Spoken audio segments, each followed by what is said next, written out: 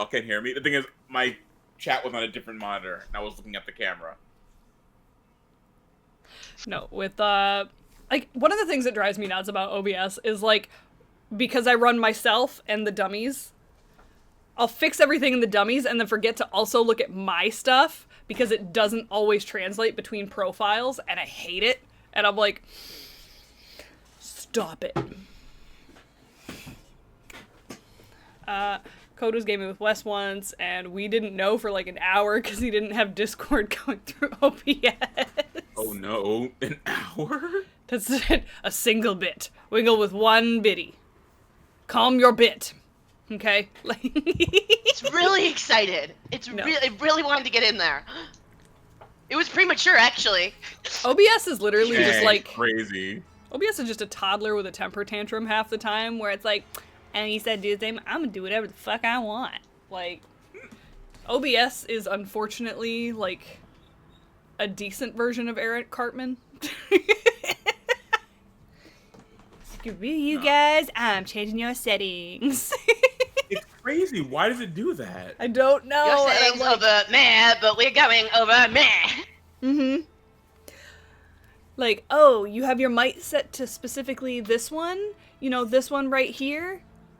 Because sometimes you plug in, like, I don't know, your controller and the rest of your computer goes, hey, that's the mic now, trying to speak through my fucking PlayStation controller. This one. This is always the one that I use for stream OBS. Okay? Like, hi everyone, just popping in to say hi. I'm headed to bed super early because I'm extroverted. I was extroverted all weekend and completely exhausted. My pregnant, introverted butt out. Yeah, you go get your sleep for you and that baby, Grezzy. That is such a mood. Let that baby go I sleep. had too social for a couple days, so I'm gonna be in my cave. Which is funny because, like, Wing and I were actually talking about the fact that, like, I've been super duper tired all day, and they were like, well, but if we need to cancel again, you can cancel again. And I'm like, no, I'm extroverted. I'll be fine when we start streaming. I just gotta be with the people. I gotta people. Like, if I'm by myself, girl, I'm boring as fuck. Night. I'm gonna take a nap. Like, I'm gonna do a face mask and watch a true crime documentary. yeah. Like, I'm gonna do the cute little, like, peel away Metacube mask. Fucking love that thing. That thing's great. Mm-hmm. I did it right beforehand. I did one right before. I'm sorry, what is a Looking so good. Nice today. Metacube is just a brand. It's a Korean skincare brand, and the very first thing I ever bought from them, I was absolutely sold on it. It's a collagen peel-off mask that you can leave on for 10 minutes and peel it off like a normal regular mask. They recommend you just leave it on overnight. They're like, go to sleep in it.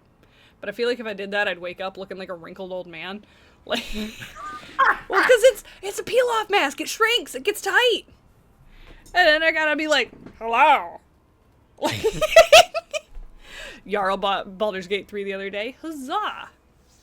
Alright. Fun game. Very long. Mm-hmm. Looks like Hype Train is coming to a close, so I'm gonna go ahead and shout this out. Thank you guys for contributing to that, because it's always freaking crazy to see when like hype trains just happen. It never stops being fun, and it's so great. I love it. Thank you. Get loved. I get so loved, actually. Oh god, so fucking loved. We're gonna cherish you so hard. Get absolutely fucking cherished, dog. Unconditional. Okay? No, what was it? Gibbs started playing Baldur's Gate 3 the other day, and he's like, I accidentally killed the Zent. I hope that wasn't too bad. I was like, I mean, you can get some cool stuff from him, but it's not that big of a deal. I was about to say, does that really affect the story at all? Mm-mm. Like, you can have them as allies in the final fight, but I don't know. There's a lot of people you can have as allies. You don't have to have them all. It's not like Pokemon. You don't need to collect them. Yeah, I just want the crossbow that they give you if you actually bring back the unopened box. And then you can just kill him and keep the box anyways. So yeah, that works. Like, I'm not saying it's not ethical, okay? Kids, let's be really clear here. That's not... Video game. Yeah, it's a video game, though. Like, so... Alright. It has been a hot second since we were last here, but shout out to all of us for pseudo keeping notes in the Discord chat here, because I was like, that's right. Wingle had a portent, and we split up and then realized that we suck when we're split up, so we're just gonna all go together. right? Yep. Yeah. So, Wingle had a portent? Wingle did have a portent. Wingle had a portent of 3. Thank you. Where did Wingle write the notes? In the chat for this VC, it's in that. Ah. See, look at past Wingle making up for current Wingle. Wing Portent 3. Yeah, look at that.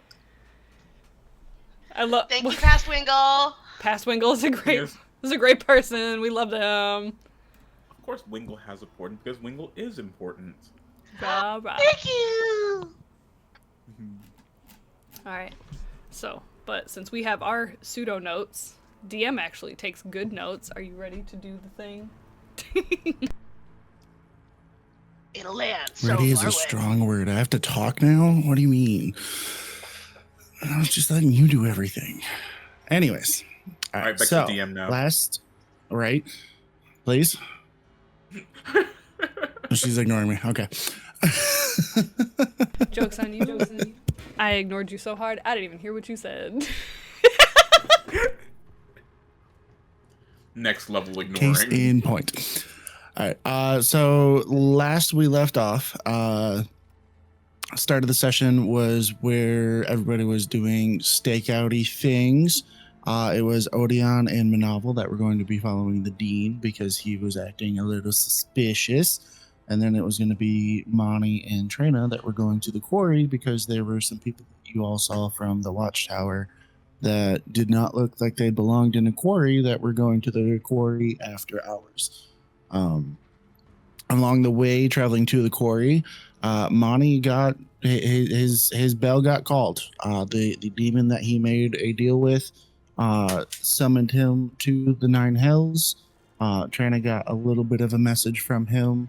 Got a little bit of lowdown in terms of what is to be expected, something to do with Monty's heritage and bringing back a relative from a different universe into this one via the Feywild portals in order to wreak havoc here.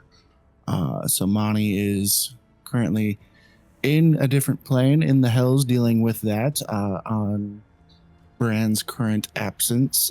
He's expected to be back late April, early May-ish is what we last discussed, but it's play by ear. So that was just us effectively temporarily writing him out of the story for now. And then when he jumps back in, we'll pick him up with that story arc. Outside of that, Odeon and Monoval, as they were following the dean around, saw that he was definitely being a bit weird. It seemed like he may have been doing some sort of just general university security as he was checking different rooms and stuff. But they ended up following him all the way to the teachers' dorm area. And when they went in, they ended up seeing a few different things there. Odeon specifically had barged into the bathroom where a female professor was mid-shower. Didn't see anything, didn't provoke anything, very quickly escaped and was just like, nope, not gonna push any farther there. But then also went down the opposite hallway and did in fact find the dean's room where he was already sleeping facing away from them, and didn't really mess with anything in there, just kind of looked, saw nothing was going on, was like, all right, cool, let's dip, because they didn't want to get caught in a place that they did not belong. So they left and regrouped together back at the watchtower, because Trina in the quarry found a few weird things. There were individuals there that were all dressed in identical weird cloaks, and they had performed some form of weird magic that started making the stones around the quarry move. And then with that, it made a portal. And when she first went through it, it led into a hallway with a whole bunch of weird old portraits of people that she didn't recognize. And then she dipped back out. She's like, yep, this is not a thing to do on my own. And then all three of them went back to the quarry together, still found the portal there. All three of them went in, and Monoval actually ended up sitting at a table and was telepathically teleported to another plane, sort of, because Trina and Odeon, standing in the room, saw Monoval just sitting at the table, but Monoval was seeing very different things, and actually ended up meeting and speaking with a long-known extraplanar, extremely powerful magical being of some form by the name of Klaus Brickenhole. And has since told Monoval that they definitely need to follow the pull that they felt recently to go up into the mountains to figure out what's going on with the Elithids. And so everybody then, after Monoval came back to true existence in the room with everybody, had another scary little situation where rather than nobody else being at the table, the three beings in the cloaks were actually sitting there as well, and we're all just chanting "Go to the mountain," where the Odeon, Monoval, and Trina then very quickly left to go back to the tavern to rest and be like, all right, cool, well, we're going to the mountain because that was really hella weird. So we are picking up with y'all are back at the tavern. Nobody has followed you, and if there's anything you'd like to do before resting or any other plans you'd like to make, we are effectively going to be resting. I think that the whole point of us going back to the tavern is we needed to talk to Ren. We wanted to talk to Trina's mom about the things that we did find out and kind of make a plan from there.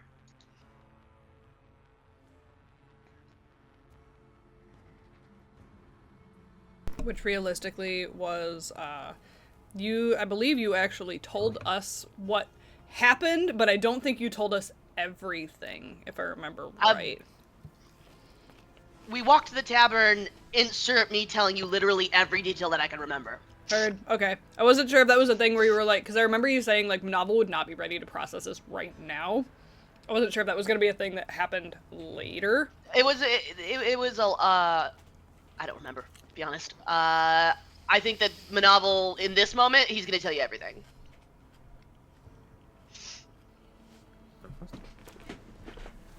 Just on the way back to the tavern, just like, thank you for telling me that. Ooh. I don't know if the tadpoles have been let loose. We have a very big issue because mind flares multiply very quickly. You know what, like springtime frogs, how they just end up taking over the entire pond? That's Elithids. Most people say rabbits, but sure, go off. Why rabbits? Rabbits are not cute. Frogs are cute. Well, a lot of people argue that rabbits are cute. No, I mean, they I guess eat my vegetables. I guess frogs could be cute, but like you don't eat vegetables anyways. Yeah, but I grew them still. Alan loved carrots. Was Alan a rabbit? Alan was Monoval. Yeah, but like... He was human. You're a sentient squid. He could easily be a sentient rabbit. He was human. Okay. We just...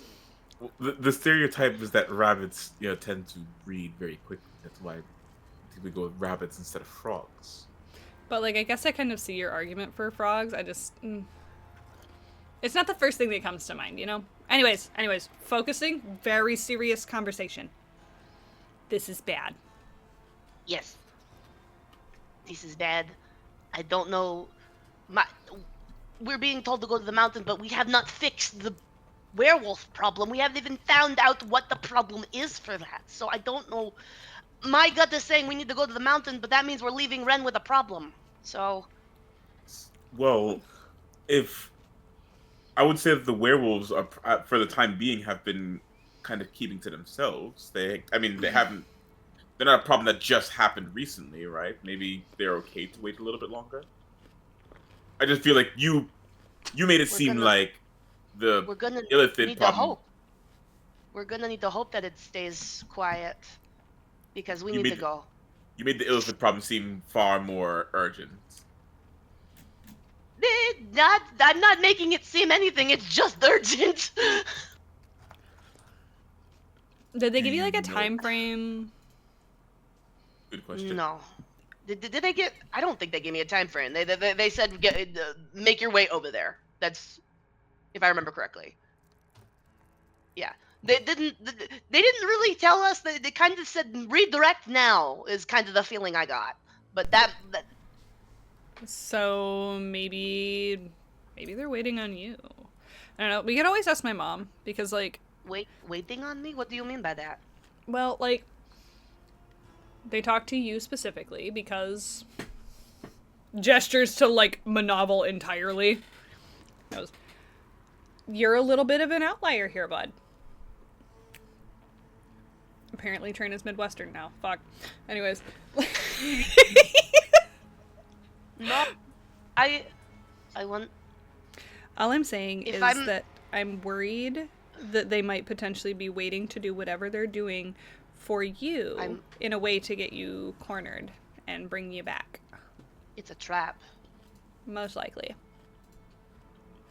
Can But I you can't- tell if a message to you could have been broadcast to anyone else or just specifically to you?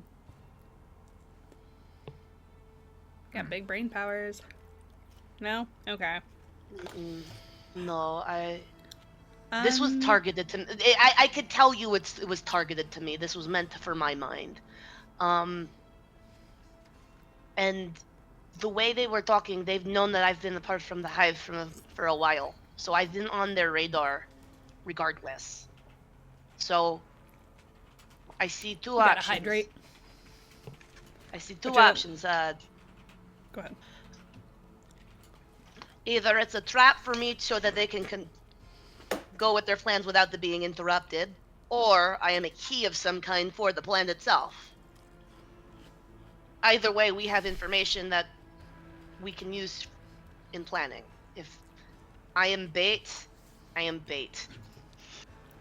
Okay, but like, hear me out, right?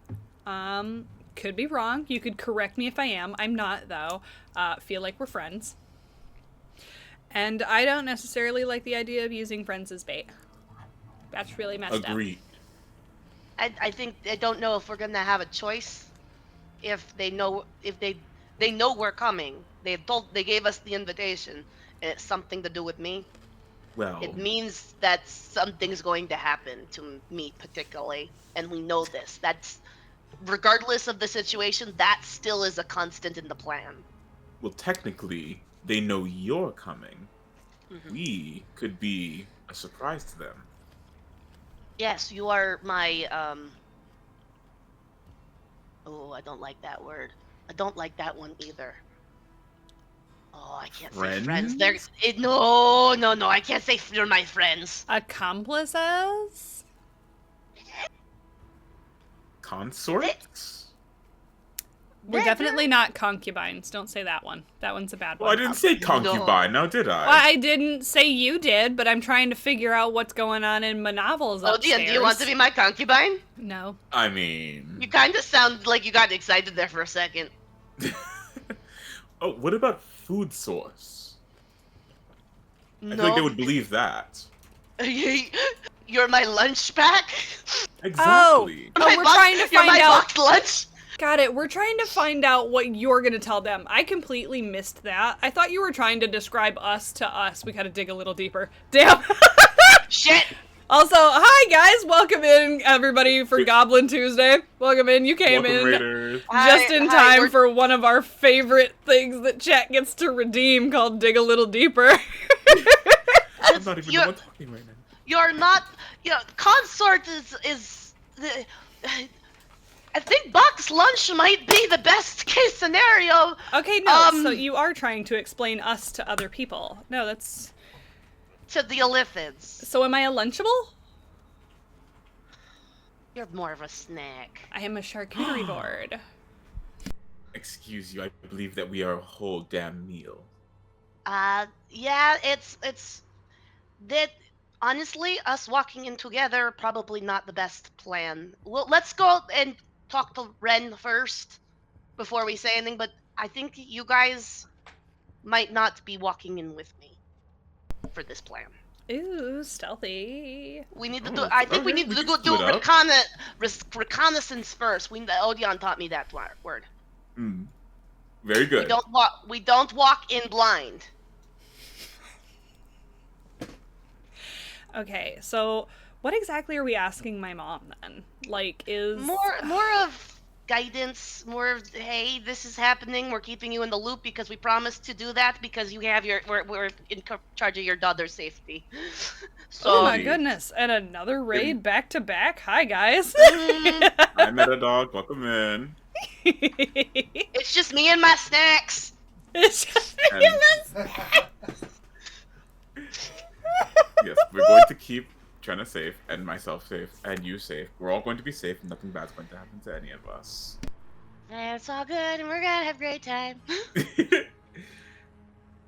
We make Yeah, it to So the there tavern. there was no specific time frame given to you, Monoval, in your experience with Klaus, but there was definitely an implied urgency. Mm-hmm.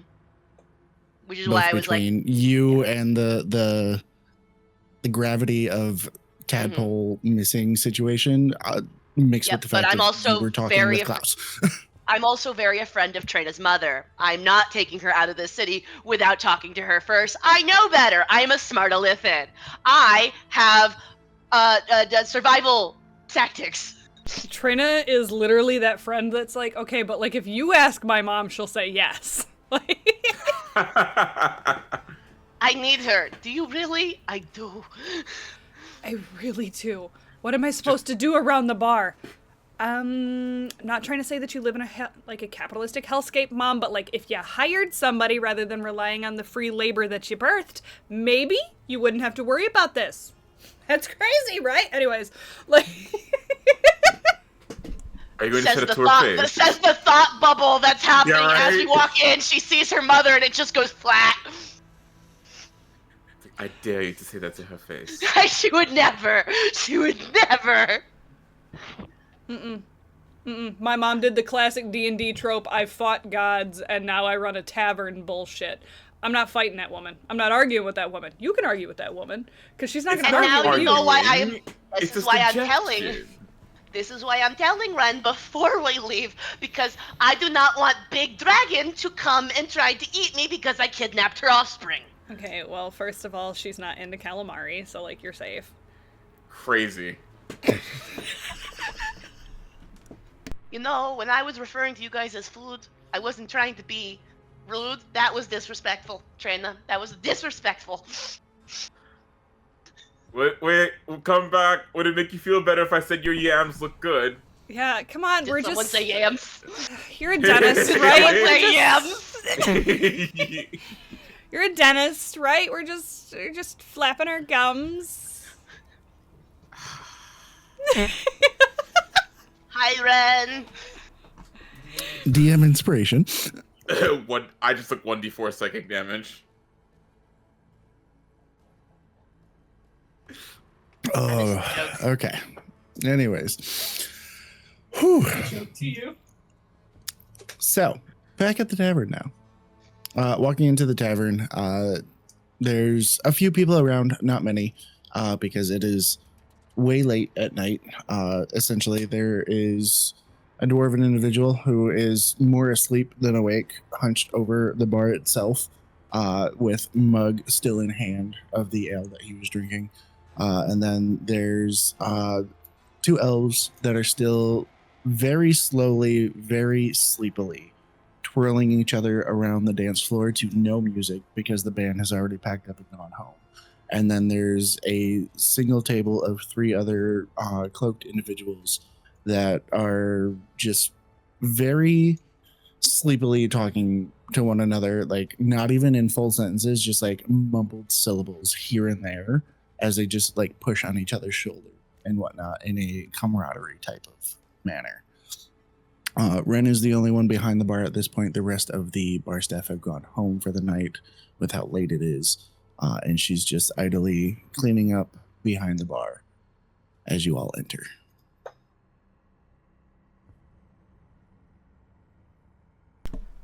Hi, Mom. Went to college. Didn't really think it was a thing for me, so like, there's that. All we're starting off strong. We dropped out in record time. Well, like, sometimes it's okay to acknowledge that college isn't the place for everybody. Some people can just, like, learn trades, right? And I can carry 12 mugs at a time here at the bar. So I think that that's a good skill to establish. All right. She's decided that she wants to follow in your footsteps and take over the bar.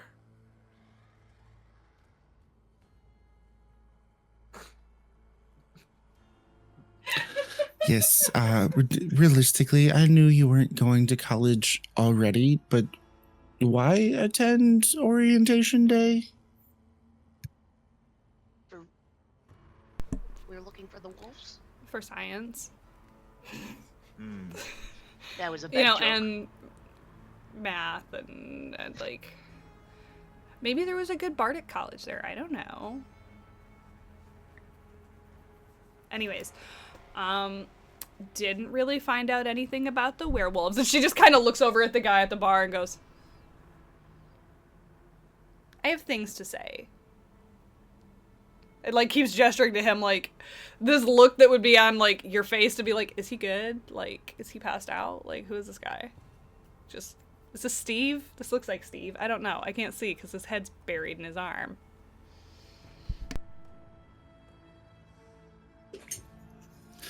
So she actually picks up a little, like, of course, now I forget the word. She picks up a little bowl and throws it down and bonks off the back of this guy's head. And he just lifts up, looks over, very confused, very drunk, cheeks all rosy and everything as he mumbles, "Ugh!" And then she's just like, you upstairs, go to your room. In a very mom voice. He grumbles again and then begrudgingly gets up and starts walking to the stairs. The two elves that were dancing on the dance floor see this happen. Like they stop dancing, turn and look and see it happen. They also go to the stairs. The other three at the table don't notice. They're just still pushing each other and whatnot, not even having noticed that the three of you have entered the bar or that anything else other than what they are doing at the table is happening around them.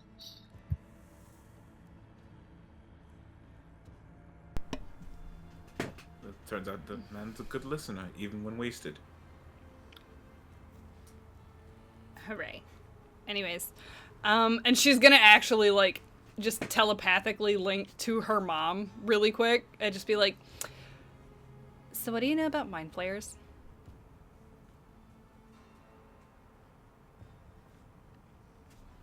That's a list. Hive mind, try to take over the world, travel in Nautilus, have teleportation capabilities between realms, if not universes. Outside of the Feywild portals, they may be the only other ones that can travel through the multiverse. Why? And then Not like the Lloyd. looks over to Monoval and then looks back at you. I also telepathically, it's pronounced not the Lloyd. And also Gith Yankee can also traverse the multiverse. Just wanted to, actually. Meanwhile, Odion's just kind of sitting there going, ooh, I like the vibes of the bar tonight. Yeah, like looking at everyone standing there silently. It's like, what's going on?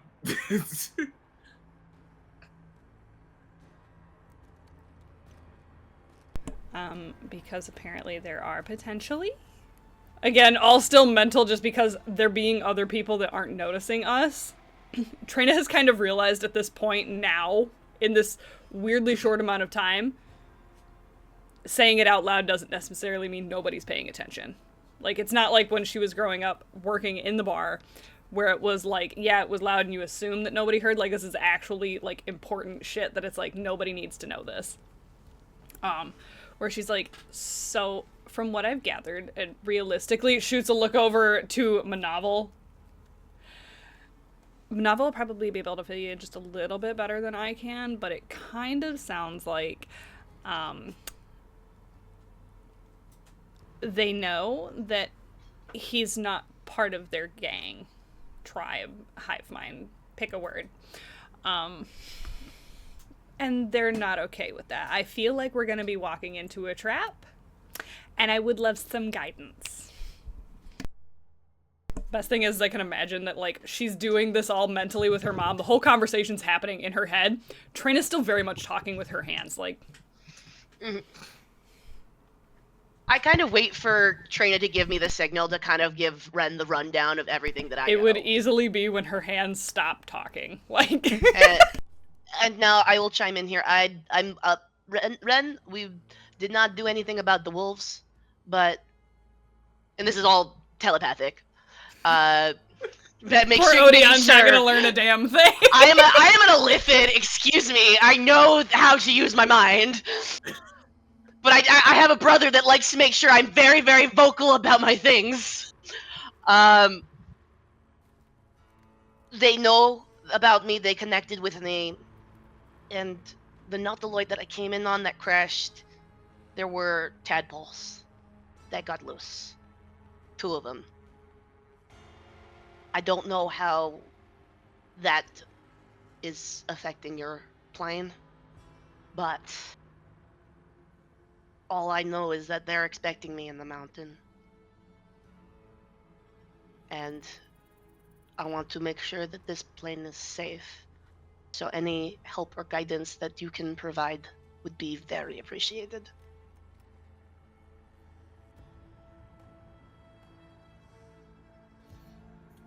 Responding telepathically. Odion, while she's going to Ren really quick, I give Odion the rundown. Sorry, hold on. Ren, go back to Trina. I need to... Odion, we're talking in head because we want privacy, and then blah, blah, blah, blah, everything. I just imagine that Odion's like, standing here silently. It's weird. We need a group chat, okay? We need the group chat. Should we move the conversation somewhere else? So that's actually where Ren chimes in, and what she was about to say was that, like, with where this conversation is going and whatnot, she's like, okay, it's close time. So she responds back telepathically. Head downstairs. Sit in the living room. I'll get them out. And then she exits from behind the bar over to the table of the 3 other people. And you see her very cordially, but also very dominantly, just like, okay, time to go, and ushers them out of the door as they don't have rooms here this evening. So she gets them out of the bar as the 3 of you are heading downstairs. And then she will meet with everybody downstairs after they're out. Doors are locked and everything. Everything's closed up for the night. She locks the door to the basement behind her to ensure nobody else is going to come in below. And then you see her wave a hand over a sigil on the wall. And then the door itself and the walls all glow a small color. And then she speaks freely aloud to all of you. It's safe now. There's a ward on the room. Anything said here will stay here between us. Appreciate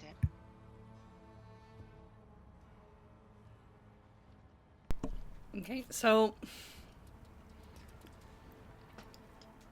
we did the dumb thing and we split the party, so, like, I'm so sorry about that, but we're safe. Let that be known, right? We did this and we're all here in one piece now. We realized very quickly that we suck as a separate unit. Ignore that we're missing 25% of our party. That's not... He was already... Completely irrelevant. You were already upset that he made a deal with demons, and now that's a thing that has happened to have boinked him right out of existence. I'm not fighting demons, okay? I'm starting to realize why Ren might be worried about us taking you. No, don't even worry about it. You hear it too, right, Trina, right? No, I'm literally just telling my mom what happened. Like, honesty is, in fact, the best policy when I'm not sneaking out of my room. So sorry about that again. There's nothing to worry about vis-a-vis your daughter. We've got her covered. Covered in a completely platonic way, not in any other kind of way. The only one that thought otherwise, Odion. I don't know what you're talking about. I said nothing. I said nothing inappropriate of any kind. Thank you. I don't have to wait. I'll just wait for it. It'll happen eventually. I don't know what you're talking about. When I am very nervous for this material plane. If lithids are congregating, that means something big is probably in the mountains. You very And- well may be right on that.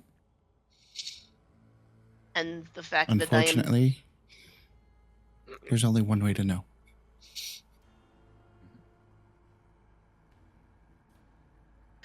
And you know it's because you're all seeing and we don't have to go to the mountains? She looks at you with a little bit of like that disappointed motherly look of you knew what she meant. And then it's just like, We have to go. while I haven't seen or noticed anything mysterious that would lead me to think a lithid, this may be the chance that we have where they think that you being here are still acting on their behalf. Whoever you spoke with may not, because they themselves were not part of the hive. They themselves were not elithid, right?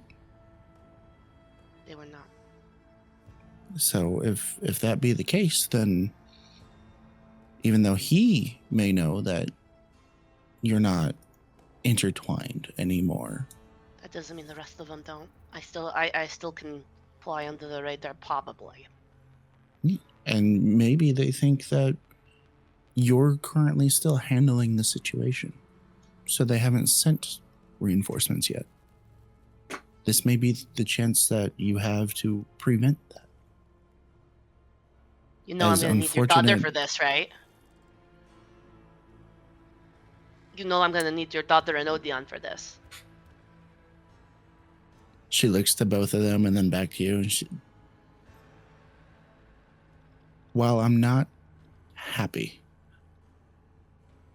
on a parental basis, Acknowledged. I understand that the gravity of this scenario and this situation is greater. And it would be selfish of me to curse this entire realm for the sake of my daughter. No, your daughter's gonna be the one that saves it this time. Just watch.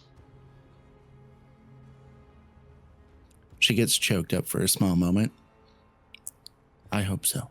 The next time you hear her name, it's going to be in song. We're going to save the world.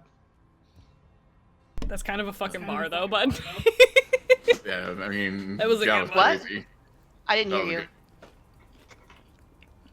good. They're gonna write her name in songs. That's a fucking bar. That's so Yeah. good. I've been planning on saying that to the Ren for a very long time. I'm really glad I was able to do it. No. It's her time to shine. We got It makes this. it even funnier that Trena's a bard, but I digress. Like, I'm Trying to still write your own charisma. song. I'm a warlock. I still got some suave. girl, I'm gonna sing about myself, okay? Like, Do it. Oh my gosh, yes. Unfortunately, it's interpretive dance, so there's no words that actually say. Trina's just like in circles, and then you got Monoval yamming it back here. I love that we got one single ankle. Like, Just the ankle. You don't get the whole yam. We didn't say sweet potato. You just get toss a coin to your warlock. Oh, Valley of Plenty. Plenty. Oh, Shut Eldritch up of with your beautiful voice. Plenty. Yeah, like, shout out to Go Sweet sit Tea. down. Goddamn. Anywho,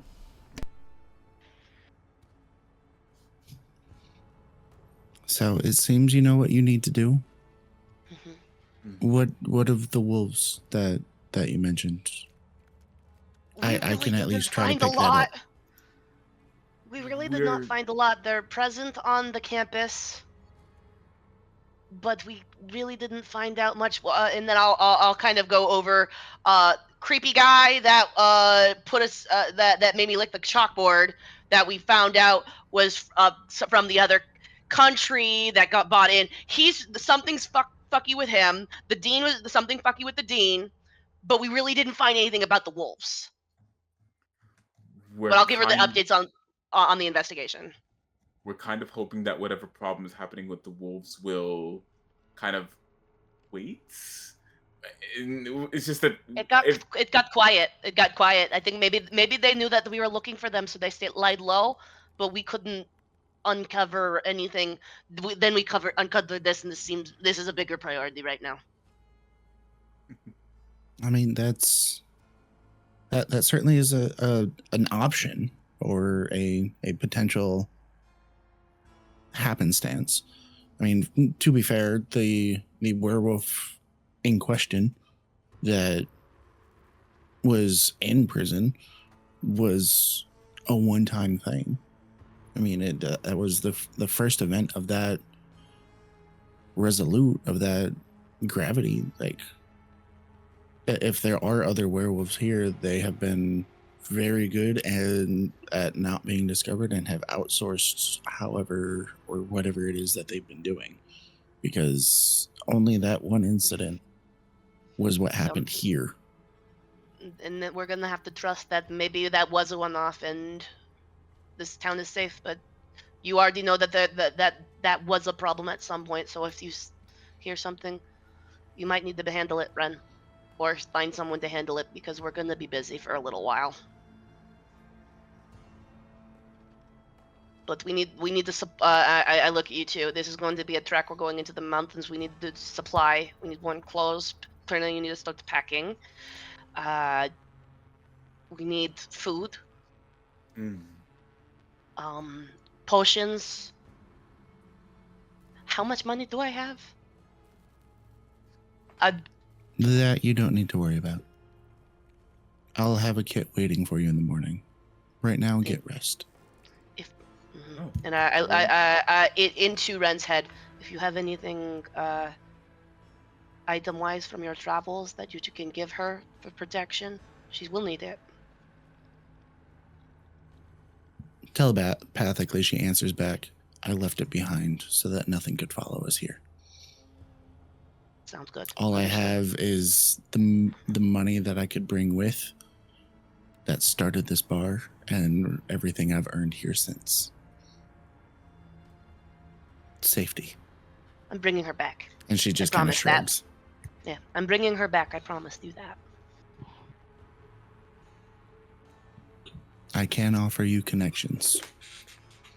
Any will help.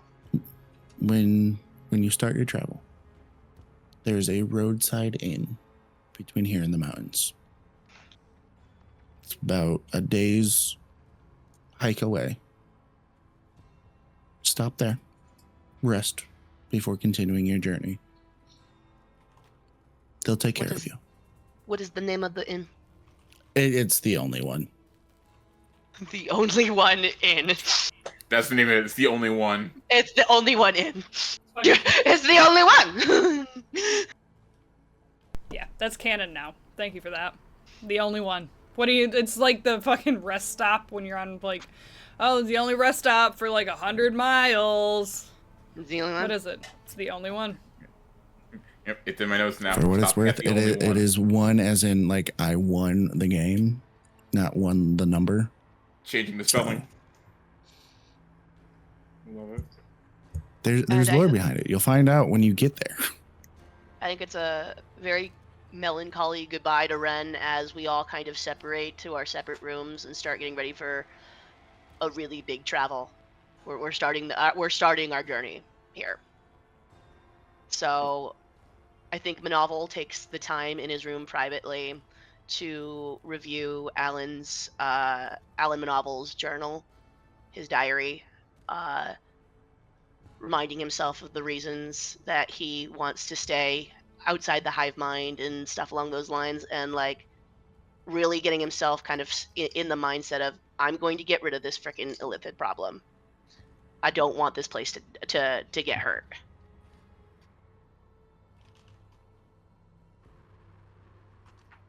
I think while, we're all getting ready to sleep, because this is where Trina's room is it's downstairs, and like Odion and Monoval have like a pseudo permanent room upstairs.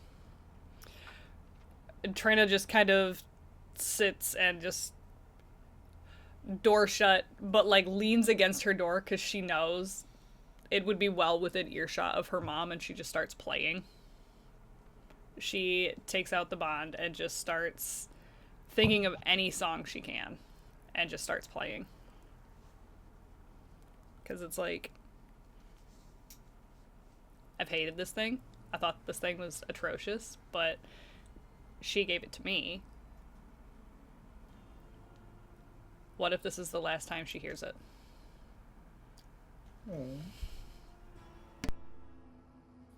It won't be. We'll make sure of it. We all hear it kind of faintly throughout the tavern, and it's this very melancholy feeling. It's like the quartet while the Titanic is sinking.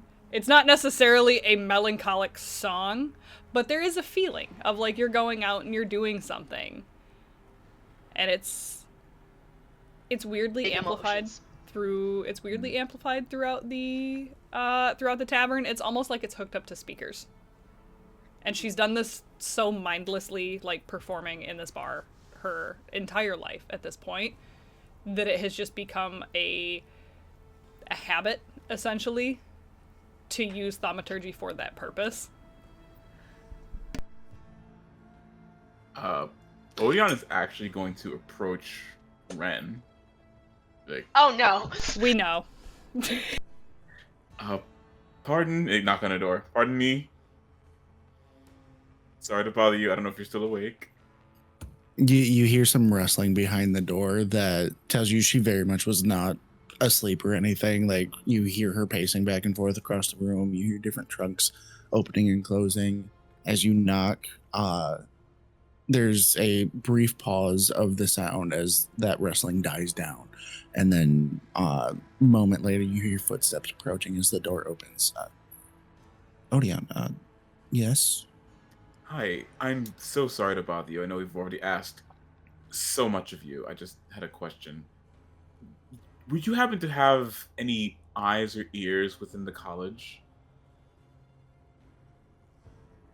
In what way exactly? I mean, there's students People that can will give come you and drink, staff that will information. come and drink. Yeah, like just people that you trust to give you accurate information. One thing I've learned in all of my travels, trust can only go so far. So true, so true. I hear things, obviously, as she just kind of gestures about the tavern. Sometimes things line up. Other times they don't. You can look at renown of individuals amongst the town, whether it be a staff member saying it or an acquaintance outside of the college speaking of staff members or students. You learn things. You find the commonalities. You see the patterns as you hear story after story. So do I have anybody that is an informant? No. But do I still get to know things? Absolutely. Okay. He's going to reach into his pouch and pull out a piece of paper.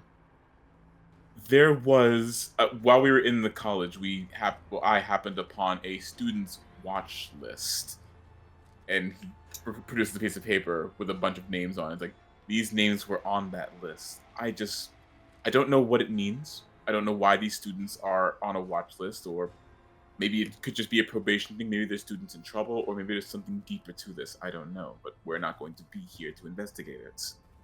I was hoping maybe if you heard anything between now and the time we come back, you could let me know. She takes the paper and looks at the list for a moment. She's like, don't know all of these names. But there's a couple that I've heard stories of so far. Depending on your perspective, could be good, could be bad. Unfortunately, as they are still students, part of that decision is left to time. Understandable. Also, Can you tell me what you know, if anything, about Prince Tristan? Yeah. I've known that he was going to arrive. I know his parents more than paid his way. And I know that he has a meeting with not only the dean and president of the college, but also that of the mayor, which is part of why I had you looking into the mayor in the first place. I don't know what his family's intentions are, but I know that we are the closest contact for them into our kingdom. Okay. Do you think He will have a close eye on him.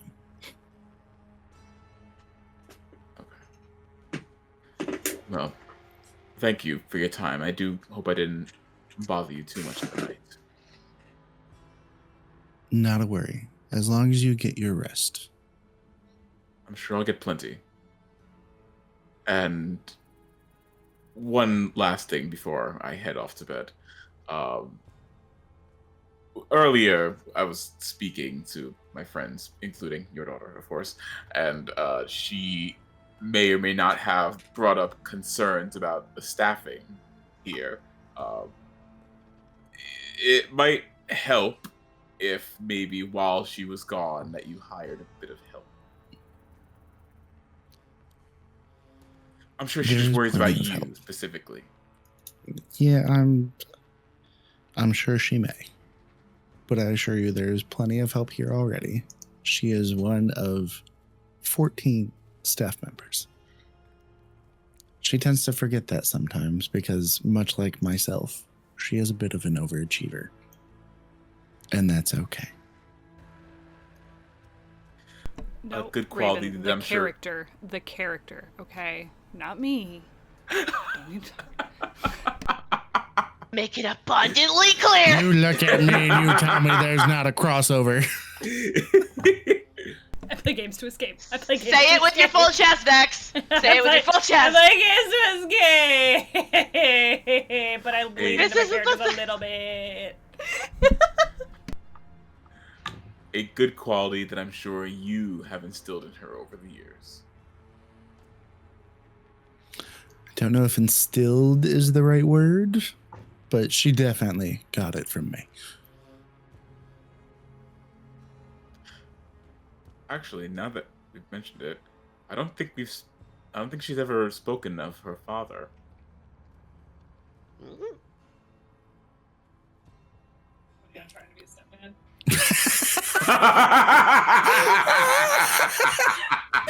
I'm really Dig glad it, that look. you might still pick that up. Dig a little deeper. Dig it a little deeper.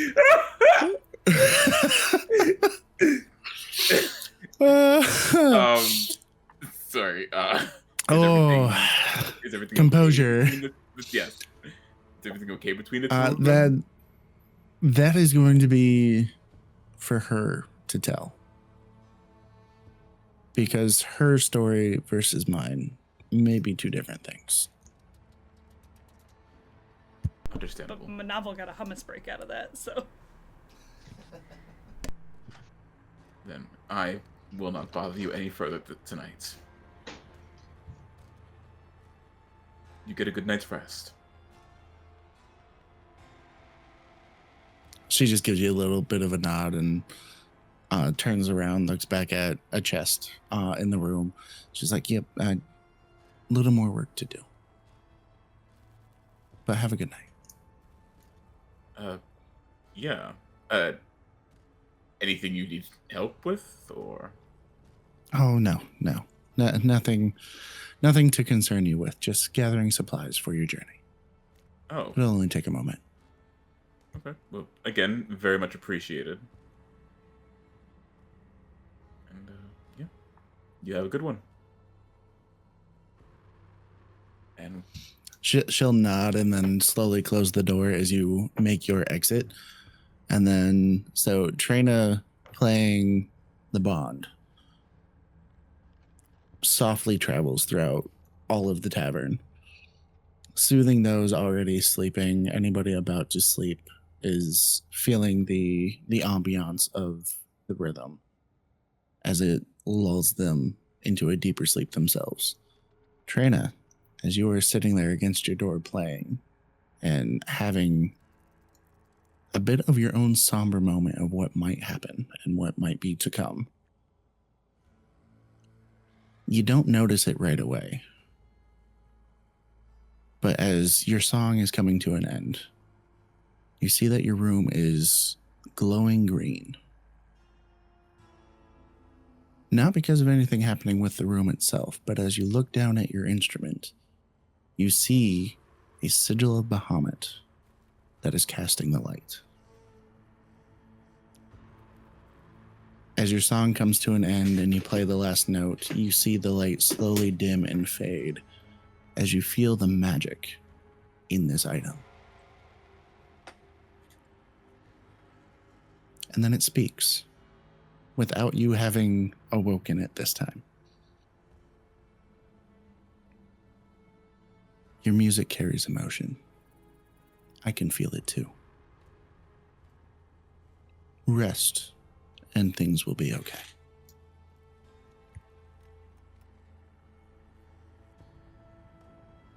Just a moment of like, there's a twinge of annoyance, but also like a, oh shit, you are real. Damn. Of like her just kind of like, it was shouldered and, no, she's right-handed, it'd be this shoulder. It was shouldered and she just kind of takes it off and it just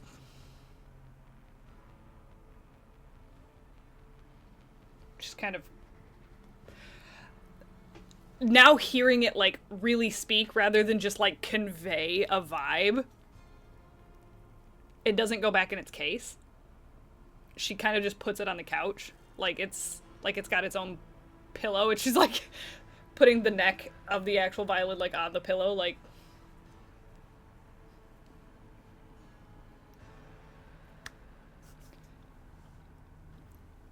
good night. Okay.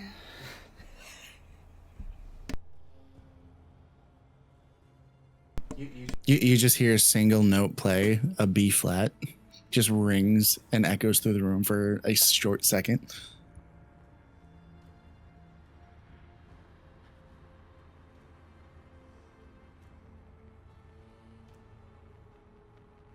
We're gonna go to bed now.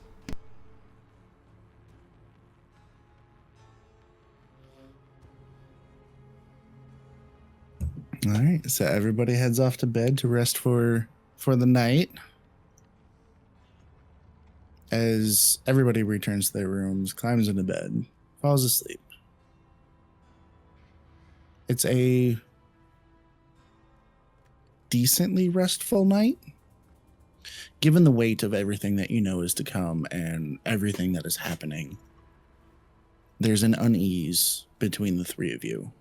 You get rest. You feel rested. You awake in the morning feeling as though you have slept, but still feeling the weight of everything. Your back's a little sore. Your shoulders are a little tense. You're awake and ready to go, but you feel heavy.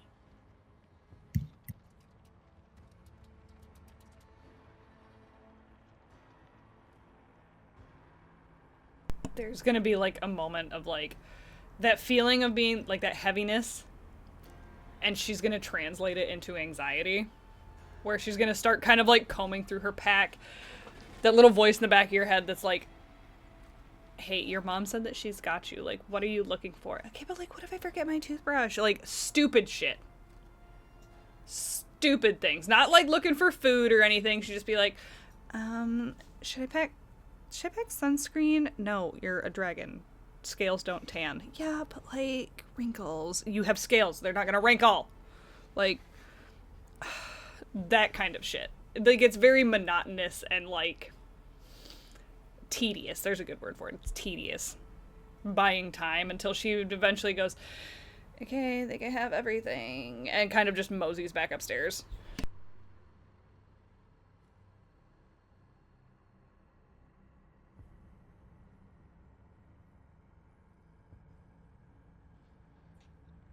Who awakes next? Odeon or Monoval? I shall awake next. Don't worry, Wing, you can Uh, keep eating your smart popcorn thing. Indeed. Like the snacks are so important, like for real, for real. Yep. That was so aggressive. Right. Enable. um, he'll kind of slowly get out of the bed and just walk his way towards the window, looking out, and I'm gonna look up at the mountain. I'm just gonna stare for a minute, be like, I've been doing a lot of selfless acts lately. It's not like me.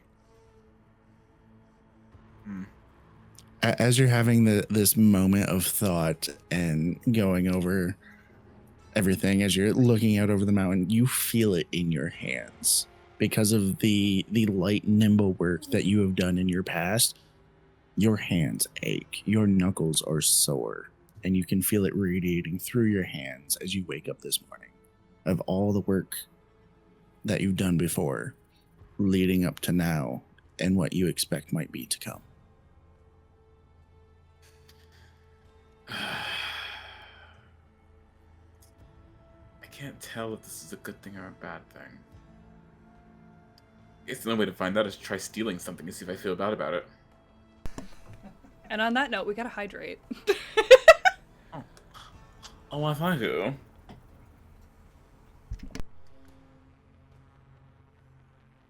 But I probably shouldn't steal something from here. His mom has been very nice, hospitable, and gave us supplies and a place to rest. She's also a scary dragon lady. In your head. Also, once you marry her, you're gonna have anyway.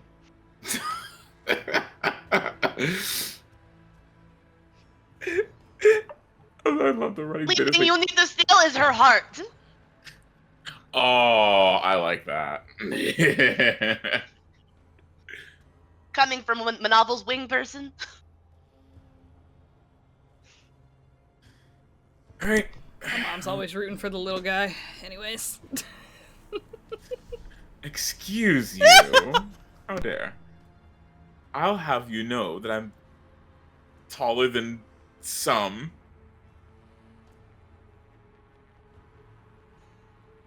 No, I'm not. Anyway. All right, so as you're looking out over the mountains, you're feeling this in your hands and everything, and you're having these thoughts, contemplating stealing again. What is your companion doing? The one that you pull from different planes and such. To be fair, I don't think I've summoned my companion since I started this campaign. You've had them about just like kind of in the background before. They haven't you haven't used them for anything yet specifically, but like you've had a couple comments of like, oh, they're hanging out over here. Okay. Okay, yeah, absolutely. So my companion, who is it's a familiar, it's a little raven bird. Can familiars talk? They can speak telepathically to you. Sorry. Okay, but they can't speak out loud. Nope. Thank you. I wasn't aware how Find Familiar worked in this game. Or in this edition, rather.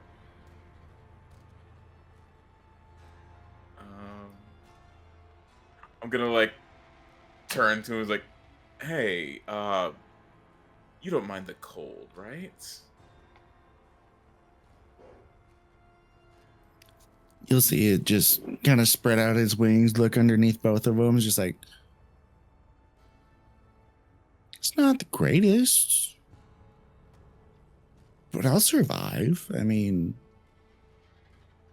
you pull me in and out of existence, technically, if you want to look at it in so much of a light. Just send me to the beach next time. Oh, we can absolutely take a beach trip. I suppose that is a little. I never thought about that. I do kind of just pull you in and out whenever I want. I don't really ask you what you want.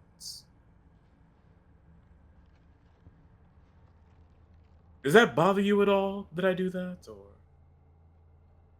It's not so bad. I mean, you don't give me heavy work to do. It's usually just fly about, see what I see, help you see more stuff so that you don't get into too much of a sticky situation. Every now and then you have me just kind of hover and watch over your back so that you don't get caught. I don't go, like, you never send me bad places. It's just, it just kind of is what it is.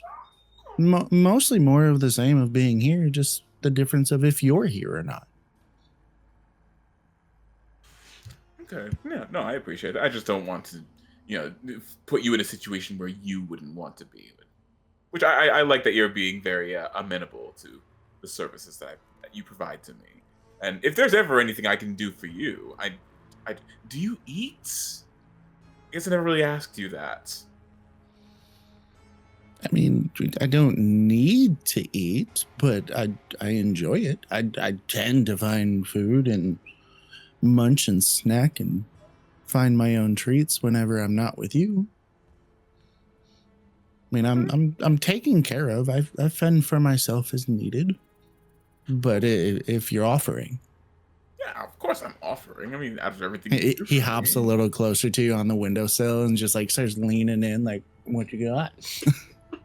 All right. Well, I don't have anything on me right now. I mean, unless you eat rations, but I could absolutely pick up some.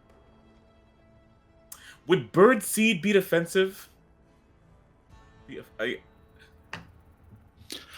Offensive? No, but is it a treat? Also, no. Okay. I don't. May I offer you a grape in these trying times?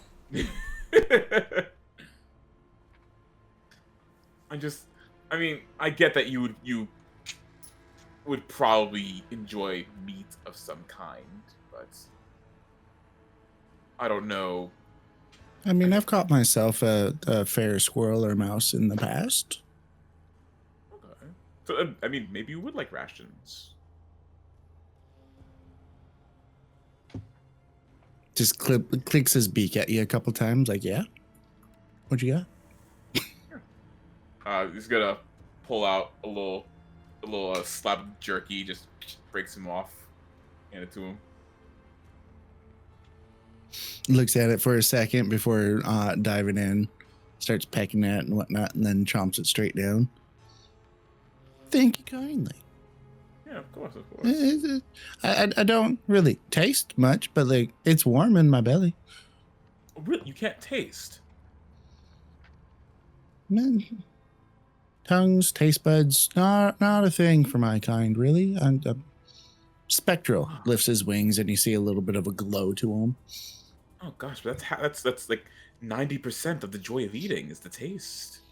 I'm so sorry. When I eat, I get memories. It works all the same. Whoa, hang on. That was a what? You get memories? How does that work? But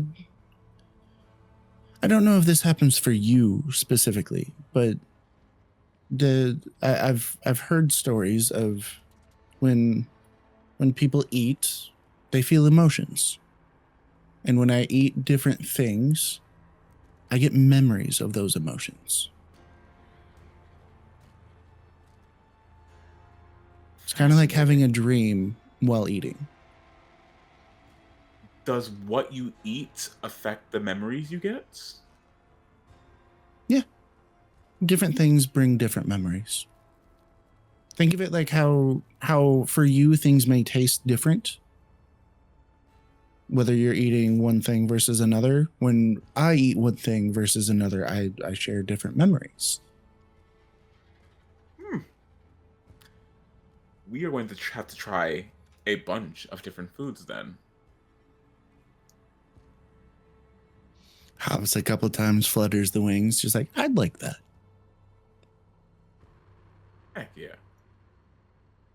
All right. Time to get going.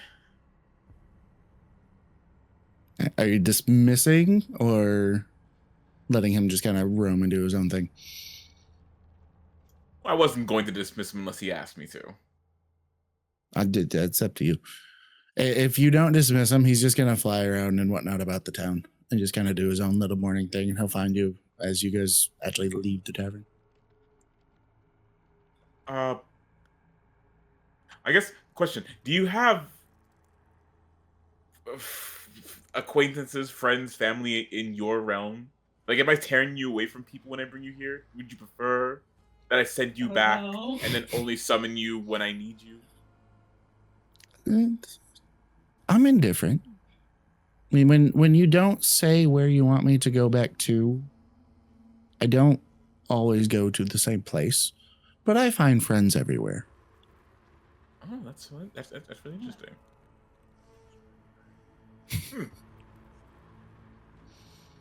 Well, in that case, I suppose I can. I will let you. I can dismiss you if you don't feel like you'd be interested in traveling up a mountain. I'm here if you need me, boss. All right. Well, thank you for your help, and I'll make sure next time I summon you, I'll have something delicious for you to try. It's a deal. And with that, He I gives will a couple dismiss. like little happy hops and flutters of the wings again right as you go to dismiss him, and he just kind of like he'll jump off the ledge into a swoop and then vanishes midair as if he's like jumping into your bag. Fantastic. And with that, I will grab my bag and start to head out. All right. So you'll head out, you'll head downstairs and everything to find and or wait for the rest of the group Monoval. As you are waking up in the morning, you find that your familiar, lovely little tentacle kitty is actually laying on your chest, purring softly as you come to. Scritches, hello, good morning, Joanna. I know I didn't fill your bowl. I'm 5 minutes late. My apologies. She just looks up at you and just gives a soft little nuzzle as she continues to purr. Telepathically, you hear, I'm fine. I mean, for lack of better means, I'm not stuck in this room. I'm satisfied. I'm glad. So I'm assuming that you know what is coming up very soon. Yes. If I may, when you dream, when you I dream sleep, loudly. you with me. Yeah. So I don't know everything that you've experienced, but I know what troubles you as it weighs heavy on your mind. Mm-hmm. Do you have any thoughts on the situation? That I hope for the best. That I hope we can make a difference. I just don't want them to die. I can't. I wouldn't be able to bear it. But they also know that I need to do this. And I can't do it alone.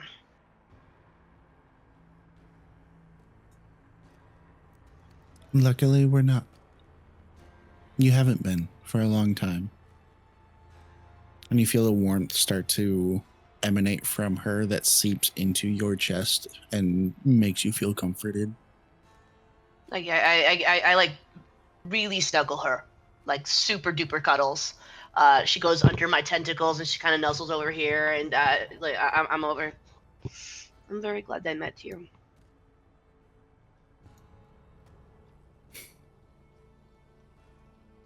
I would say the feeling is mutual, but I purposely found you. That's valid. They're gonna be waiting for us. Let's go and try and save the world. Again. That we shall. I start making my way downstairs. All right. Everybody is downstairs as Monoval joins.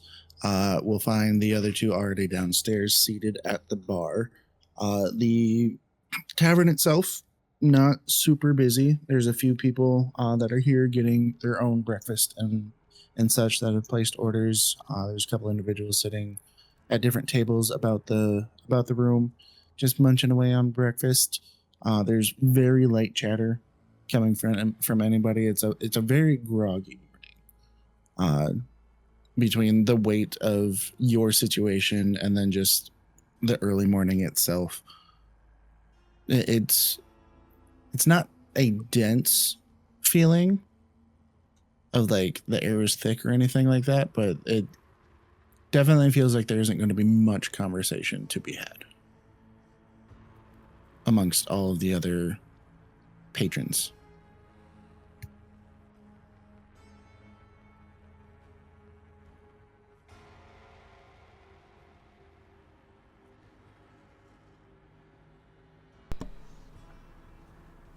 We all just kind of sit down and it's... So how did everybody sleep? Actually, I fell asleep very nicely to someone playing last night. It was very peaceful.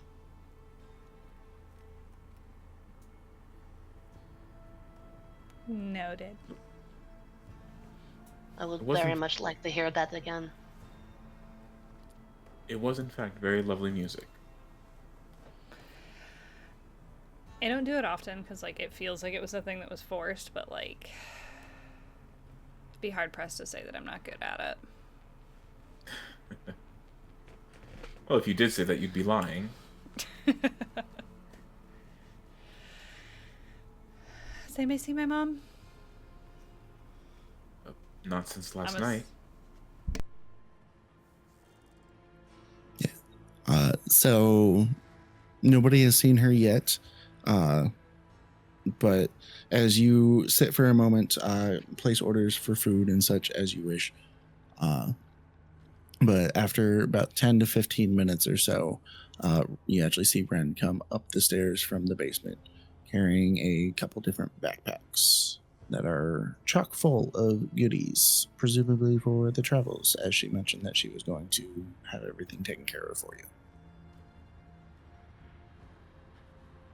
I wonder if she thought of the thing that I thought of. What did you think of? Getting you 2 rings that protect your minds. I'm good at it. You guys are not. Feels a little judgmental. No, it's just factual. Well, I think. Well, I think our. I'm in your head. I can just get in your head, Odion, whenever I want. Oh well, I don't know. You two about it. trade and I switch it to you. You're telling me that this is not bad. Now you've got me wondering if the telepathic feat does anything for me.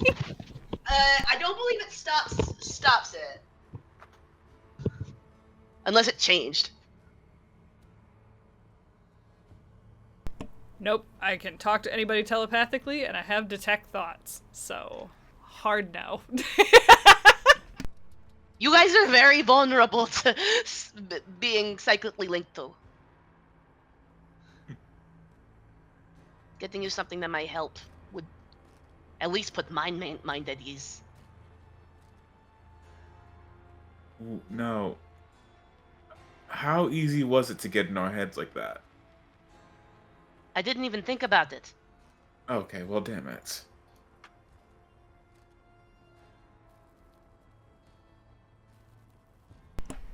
She just... Oh, go ahead. So go ahead. No, I was gonna say as Ren walks down, so if you got something else to say before she gets here. Is there any way for us to, practice? Well, we're gonna... You could see Monoval, and you've known him. He's not very. He has his kind of emotions on his sleeve. You can tell he just had a very evil idea. He goes, "Yes, we can practice. Oh, Absolutely on our travels." that sounds wonderful. You just lost the game. That sounds like an insight. Damn it. God damn you. You fucking bitch. Why on earth would you do this? Monoval gets inspiration on that one.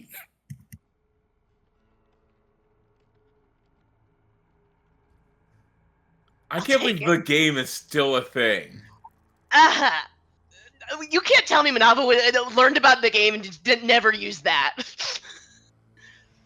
Oh my. Anyways, we gotta hydrate. Which means you just made everyone in chat lose the game too. Bro, fuck this game. Nice. Oh, the power trip I'm on right now. Oh, and you get a hummus break. Look at you go, Haas. That's a lot Take of your sugar, but reward. okay. You deserve Oh, reward shit. for this. It's my last hummus. Oh no. I have to go refill my hummus. Hunting episode? Question mark. Ah, yes, and the wild aisles of Trader Joe's. Ah! I love Trader Joe's. She's making fun. She's making fun. She knows I love Trader Joe's. Trader Joe's is awesome. They have the best snacks. Everything's affordable. Don't even fuck with me. I love Trader Joe's. I've been to Trader Joe's once in my entire life. That is a crime. Why? I don't want to go to a Trader Joe's because I don't want to be a traitor to Meijer. All right, fucking love Meijer, man. Okay, well that's not fair. If it was between Didn't say Fire it and right, Trader it's Joe's, Myers. I'm going to Myers. Well, do we have It's a Trader Joe's near us? There's no S in Meijer. Sorry, I didn't mean to. Anyways, back on track. Since Myers exists, Ren walks up the stairs carrying the packs, sets them down next to the staircase before then walking over behind the bar in front of each of They you. all have Meijer's logos on them. Yes. No. Walks up to the bar in front of each of you and kind of looks each of you in the eye. And then a little solemnly, like definitely like a little bit of a look of like dread and sadness and such. As she looks to each of you and it's just like, well, are you ready? As will ever be. That's kind of the same sentiment that I had. Yeah. The best adventures begin when the heroes are not ready. That's actually a really good line. Trying to write that down. I'm so mad because now all I can think about is the movie Onward, where they're like, "You'll never be ready, just merge." That was a great fucking movie too. That one makes me cry every time.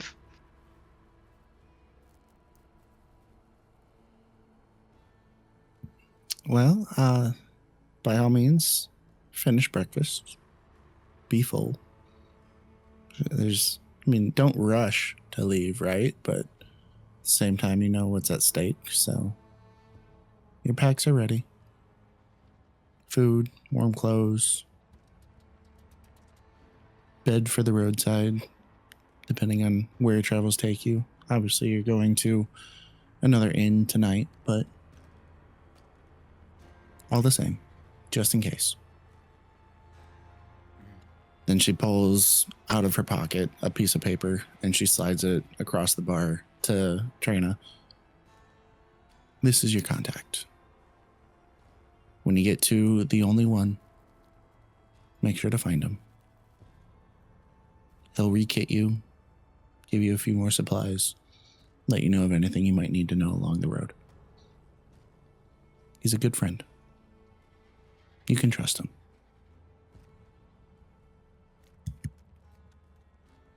She just kind of holds the paper a little bit, and it's like, I think that's the point where it really sinks in that like she finally feels like an adventurer, because it's like, we have accidentally gone to other planes, we have raided mansions, we have done espionage type shit in a college, but her hero, the adventurer that she's like, I want to grow up to be just like you, is now like, here you go. Just gonna... I can do this. I can do this.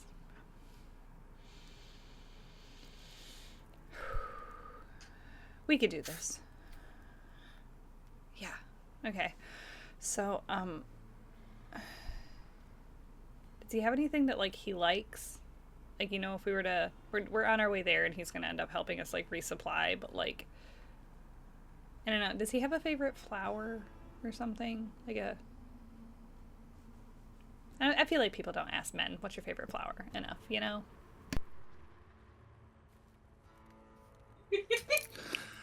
She gives you a little bit of a look of just like, that's my daughter, but at the same time, that's not my daughter kind of thing. And she's just like, that's not a thing to worry about. Any debts, any grievances, any thanks, any appreciation is already taken care of. I promise. Ren, He'll be a kind face, and he'll be happy to see you. You might remember him when you see him. oh my god, It's been a long time. It's her dad. It's her fucking dad. It's not. No, this is into Odin's head. It's Monoval going, it's her fucking dad. It's her fucking dad. It has to be her fucking dad, isn't it? It's totally her freaking dad. We're gonna meet her freaking It's dad. totally her fucking dad. It's totally her dad. Ren, is there anyone we can talk to about psychic defenses for Odion and Trenda before we leave? That feels important. Already taken care of. And she points to the paper. I love you so much. I mean, I respect you very much as the mother of my friend, and you are very beautiful. You are beautiful, but you're not my type. But like, thank you. Yeah, no. Mm. Respectfully. And we don't have to go further.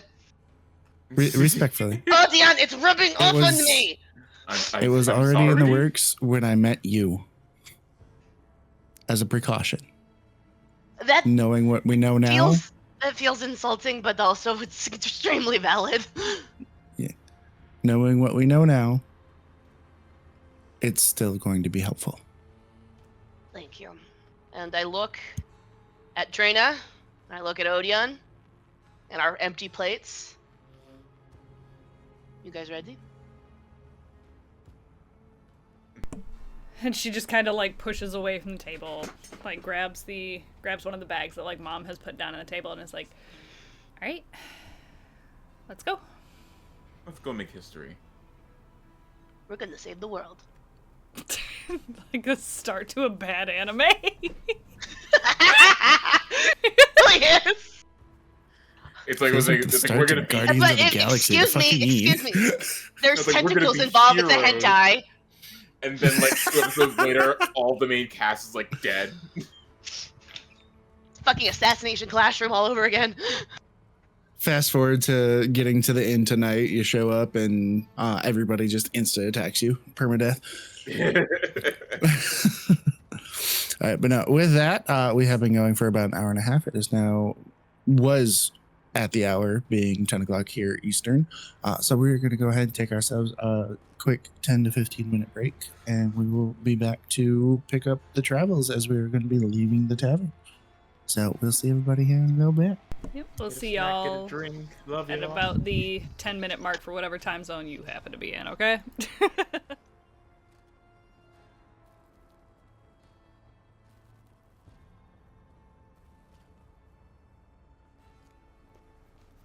Oh, I missed And the we're Sewaddle. back.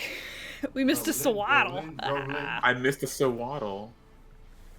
I didn't. Damn, How look at dare you you. go.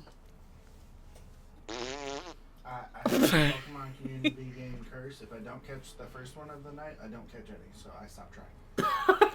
I'm gonna have you know that didn't stop me at all when I first put that command in, to the point that chat was like, oh look, Vex didn't catch it anymore. Vex didn't catch this one either. Damn, she didn't catch any tonight. And I'd be throwing just... If this was a real game, I'd have thrown 20 balls by now because I want the stupid Vulpix. Like,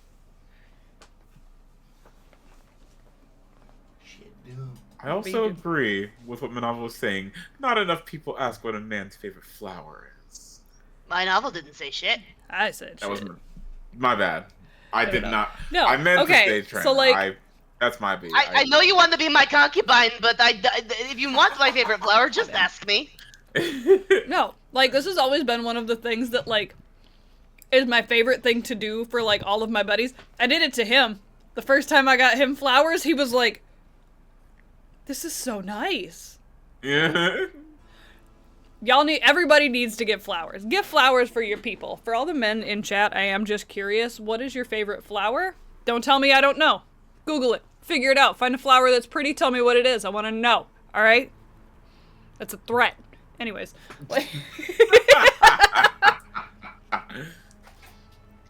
He's easy. It's anything red. He doesn't care what flower it is. It just needs to be red.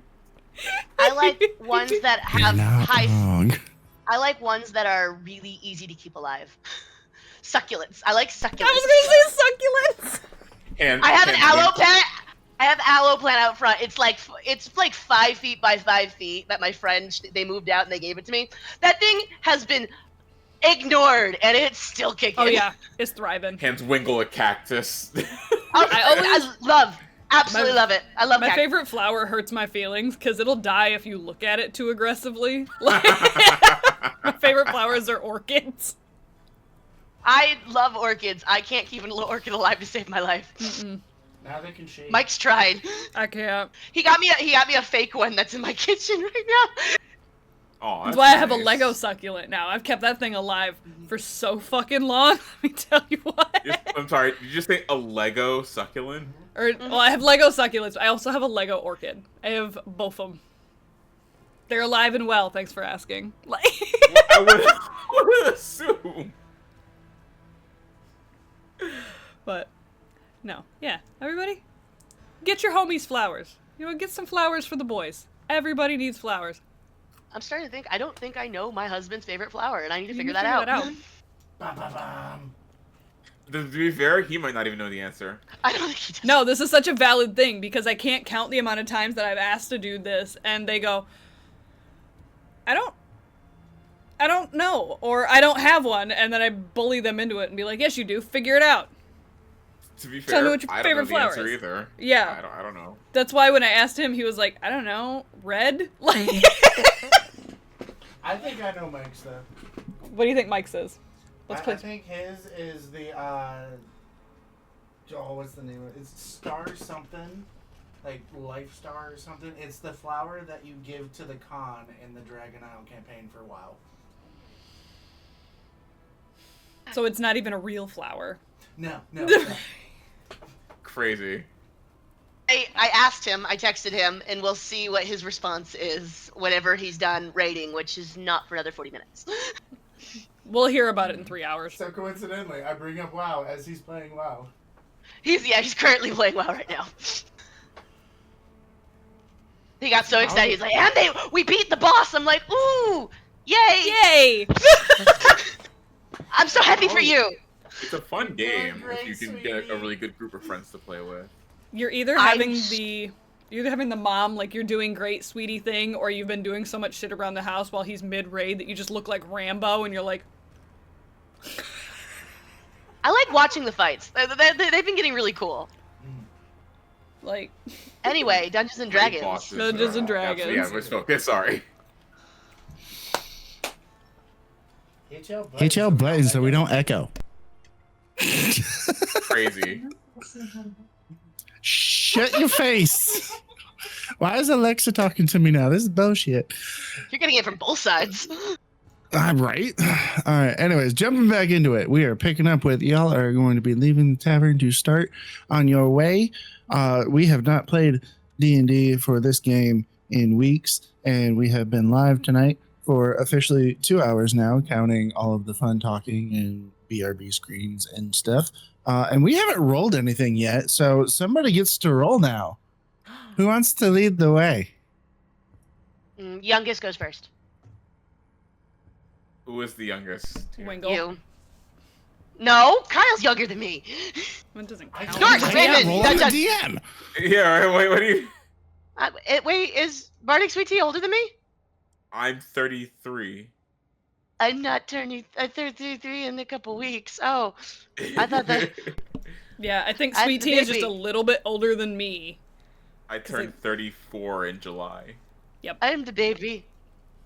Because I just Shit. turned 33 in January. Wing turns 33 in a few weeks.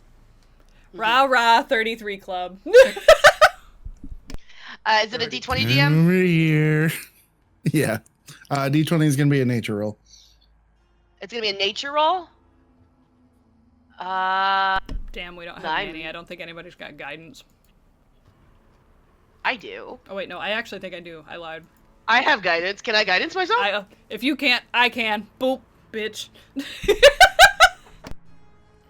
I love that I as your feel guidance. Boop, bitch.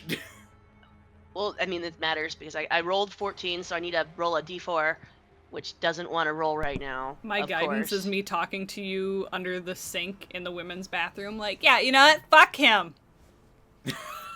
Not literally that. Total 16.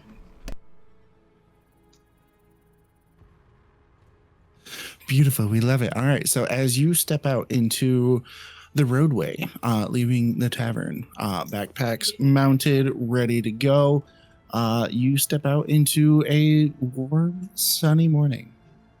The sun is rising. Clouds are dissipating and going away into nice, clear, open blue skies. The air is light and full with the scent of flowers and grass. It is a nice spring morning. As you look out into the fields outside of town and whatnot, as you are on the edge of town at the tavern, you can see the dew shining in the fields below that are eventually going to be moistured away and such from the sun. Yes, and I said that just to get that face. Thank you. So yeah, it is a nice calm morning. Not too much hustle and bustle going about on the roads. You can hear some commotion coming from the docks down behind the tavern, where there are different ships that are mooring and unloading and such. But outside of that, there's not a whole lot going on around town yet. And clear skies, the road ahead leading up to the mountains is open to you.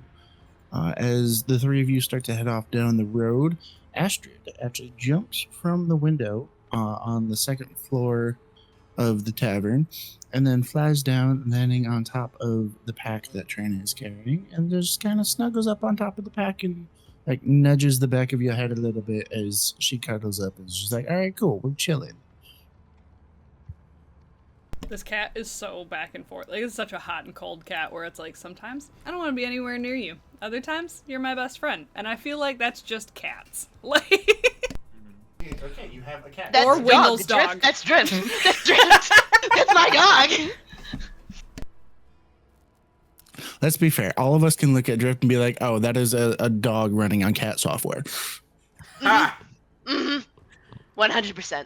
He's currently in the dog. laundry room. that dog is an between the old dryer. man that is really proud of his yard. And he doesn't want you anywhere near it. Dude, oh my god, that used to be me. I put so much work into my backyard lawn, and the last couple of years I'm just like, screw it, man. I don't care. I'll just mow it when it gets too bad.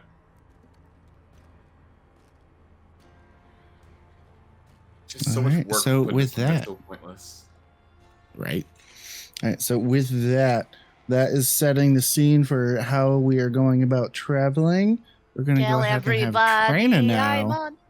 roll survival to see how the actual traversing goes. Tell everybody I'm on my way. Stop, I New was literally friends just and- singing that in my head. I hate you so much right now. I've been waiting for a second to be able to throw it in there. Tell everybody. Everybody, And I'm while- on my way. While Trina rolls, we have a hydrate. Ooh. I'm gonna need to pee again, guys. It is a 16 for survival, sir. Me being like, Double "Oh, 16s. no, I don't have this. I'm a bard. I have everything. Guidance. I can guide you. Oh, you can guide. I can guide you. You should take my guidance. You know what? Don't step on potholes. They'll break your ankles. That turns it into Guidance. a 19. Thank you for the anti-ankle rolling. I'm 33. I understand. It happens all the time. Beautiful. All right, with the 19 survival, Trina leading the way, knowing the road's best, being a native and such. Travel goes by pretty smoothly. Get to a couple different forks in the road where paths break off and such, but Trina being native to the area is just like, oh, we're going to keep going this way. Essentially, you guys just follow up along the coastline. There's a slow elevation as you're getting towards the base of the mountain and whatnot. As time goes on, you can see that the beachy coast side is now turning more into a cliff coastline, as you are in fact slowly elevating up into the mountains and getting further and further away from the water itself. The mountain itself is still quite a ways ahead of you. You can see it off in the distance. Clouds are circling the mountain itself. The day itself is still fairly nice. The sun is still up, moving about overhead. It is still a nice warm day. Nothing too crazy going on.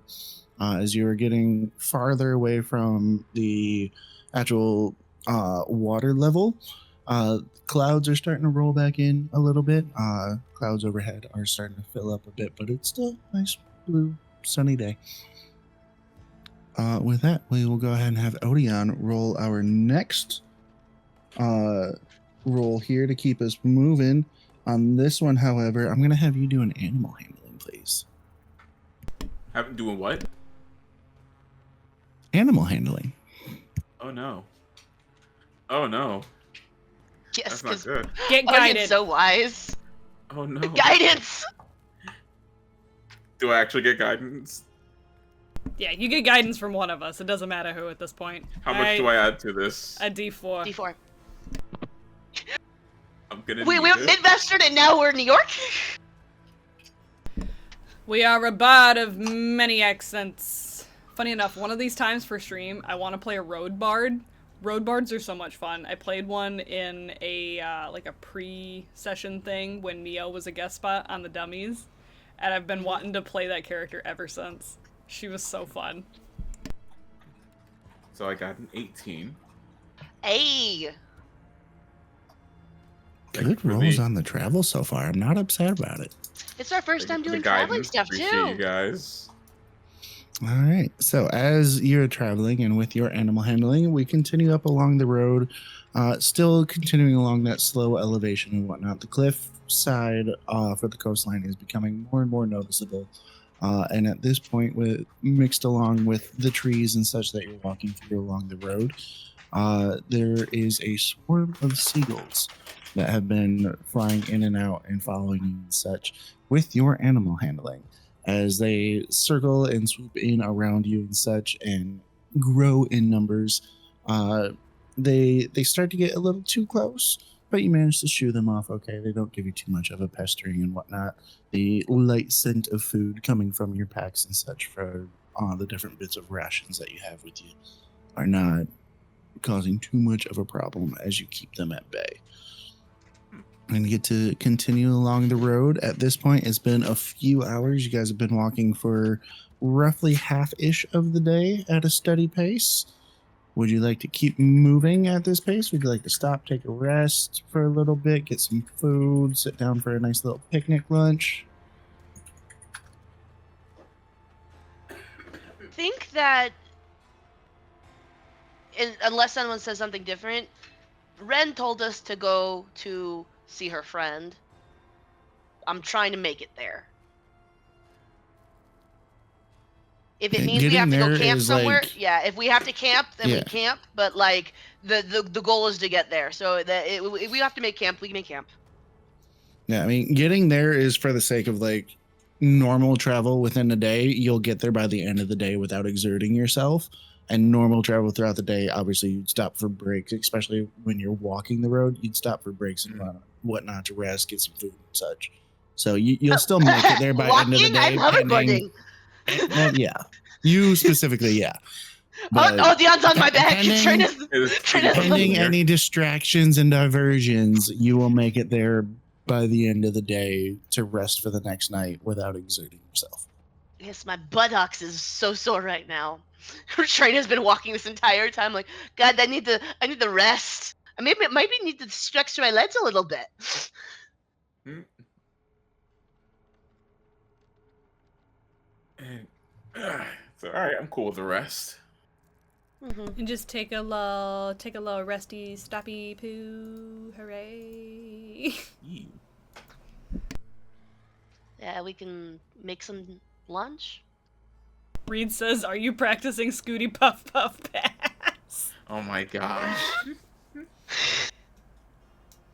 The hoverboard doesn't work unless I'm sitting on it. That is, I don't think I'm allowed to pass off Goody Pup yet unless the DM says otherwise. I'm pretty sure I need to be on it for it to move. No, because we've had other people use it so far. You get to use it at its full speed capability. Anybody else moves at half speed. I mean, to be fair, I doubt that Monoval walks that fast. Take a little bit, just kind of enjoy the uneventful ride, she said, sarcastically setting up a potential segue in a comedy song. Anyways, we were watching Bo Burnham the other night. Funny dude. Funny dude. Anyways, segues are weird. So yeah, you guys stop, take a rest for a little bit. Can munch on some snacks and such. So in this moment with familiars and everything and snacking, just run me through it. How are you guys resting together, knowing where it is that you're trying to get to, everything that's on the horizon of what is to come, as you stop on this fairly nice, in terms of the environment around you, nothing would seem amiss and like there's anything super crazy going on.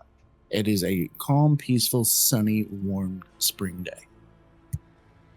Odin's gonna sit down, pull out a thing of rations, be like, "Hey, you guys ever wonder why we call them seagulls?" What? Well, no. I mean, if you think about it, what other bird has gull at the end of it? So why do you have to specify that these are seagulls? Why can't we just call them gulls? Because I saw seagulls at a Myers.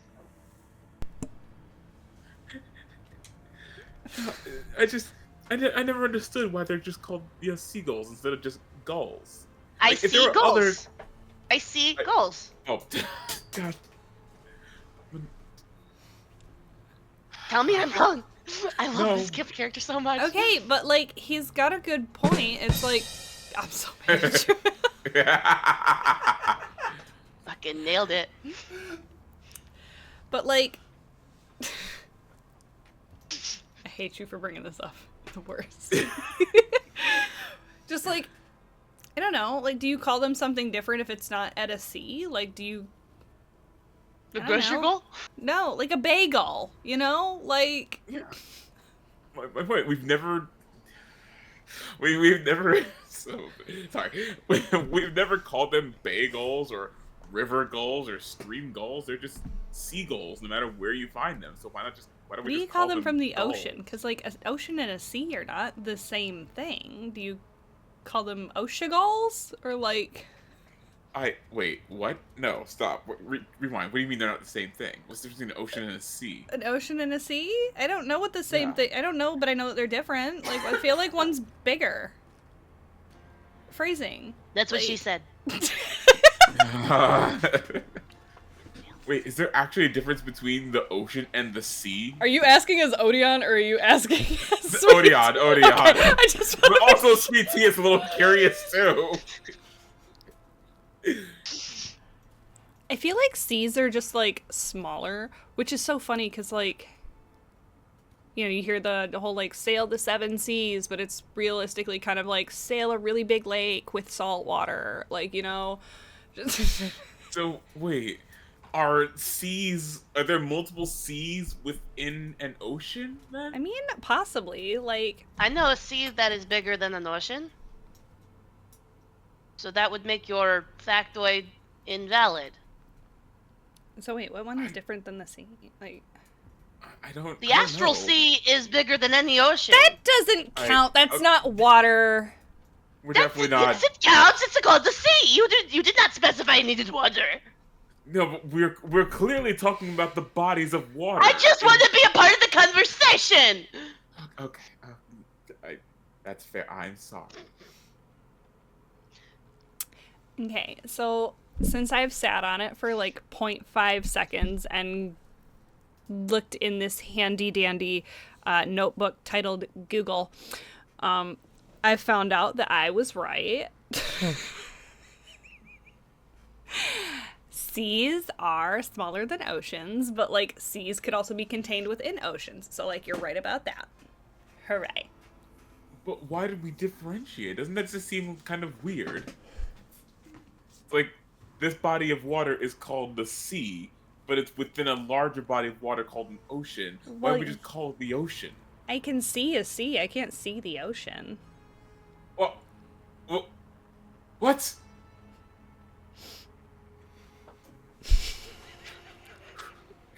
You can see the ocean. No, that's a sea. A sea is where it meets with the land. Isn't that a shore? Yeah, seas wash up. Seas are part of the shore. So the ocean is Beyond the sea. Yeah.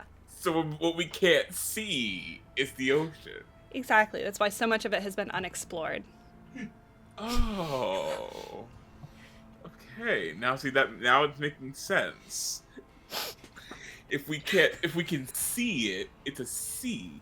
If we can't see it, it's an ocean. And if it's hidden from the public, it's probably a D.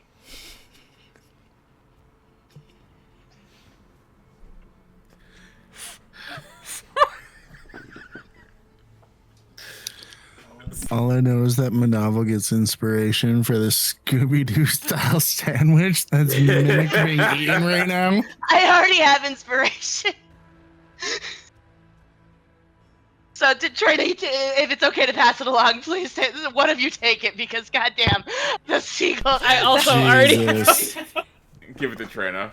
No. I have it already. Oh, yeah, I can have it. Everybody has inspiration. We just haven't rolled in forever. Like.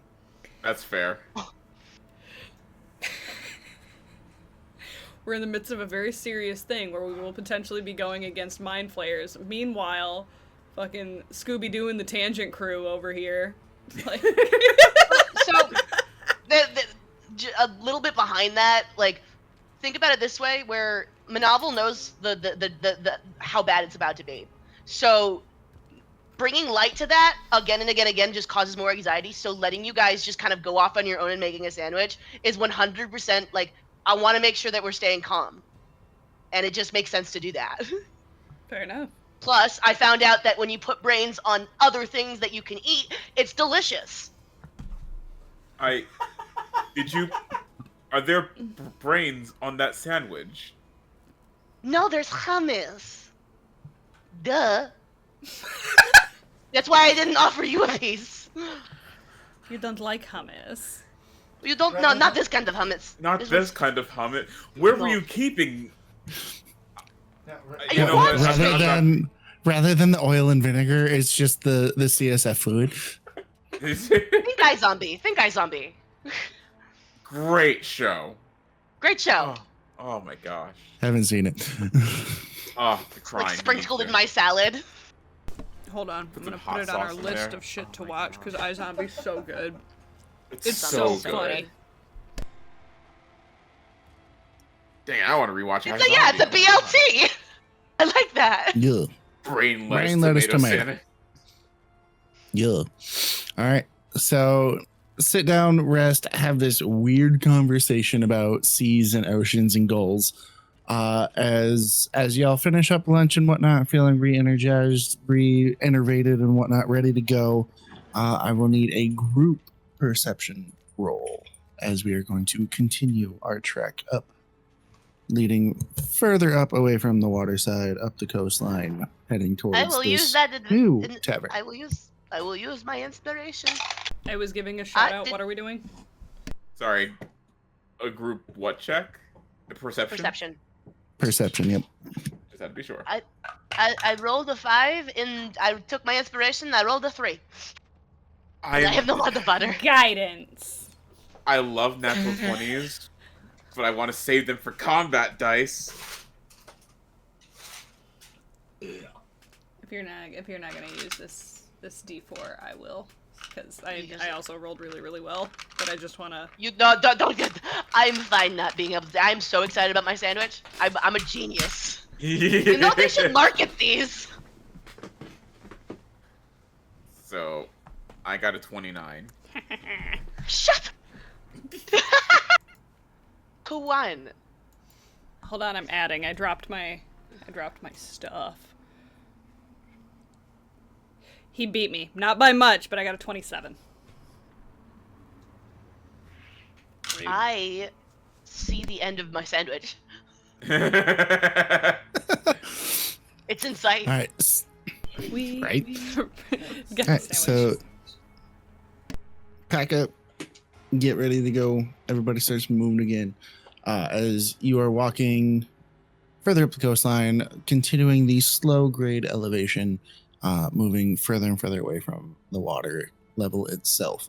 At this point, you do feel that the incline is getting a little bit steeper. Nothing unmanageable, nothing that is wearing you out any faster, but you do notice that you are climbing in height quicker than what you were prior to lunch. As you look off in the distance, the mountain getting slightly closer, but still plenty far away, more than the rest of today away, at least, is when now, because even with Monoval's lower roll, as a group, you passed.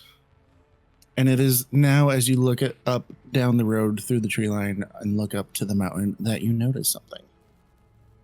At the peak of the mountain, coming from behind the mountain, not on top of the mountain itself, but behind its peak, you see a cloud that looks out of place. Everywhere else around you, you look anywhere else in the sky, you see white, fluffy clouds. And then there's this one single cloud. It is dark, blue and black, with red ripple crackling energy that is surging through it. I am not a smart man, but I believe that is where we're going. Getting PTSD from that dream where I got attacked by clouds.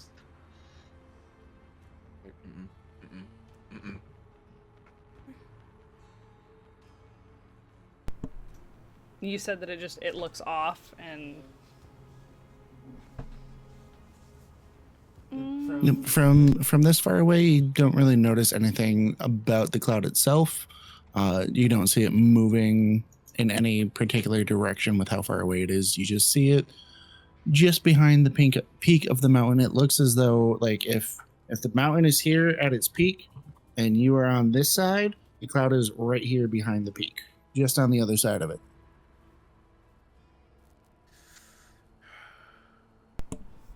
yeah, that definitely doesn't look ominous at all. We can just avoid that cloud, yeah. No. I may as well just have like a big sign that says "Bad guys here." Stealth was never our strong pursuit.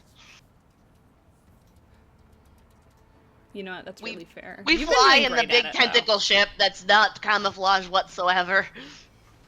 Yeah. You might as well just say, hello, squid people coming.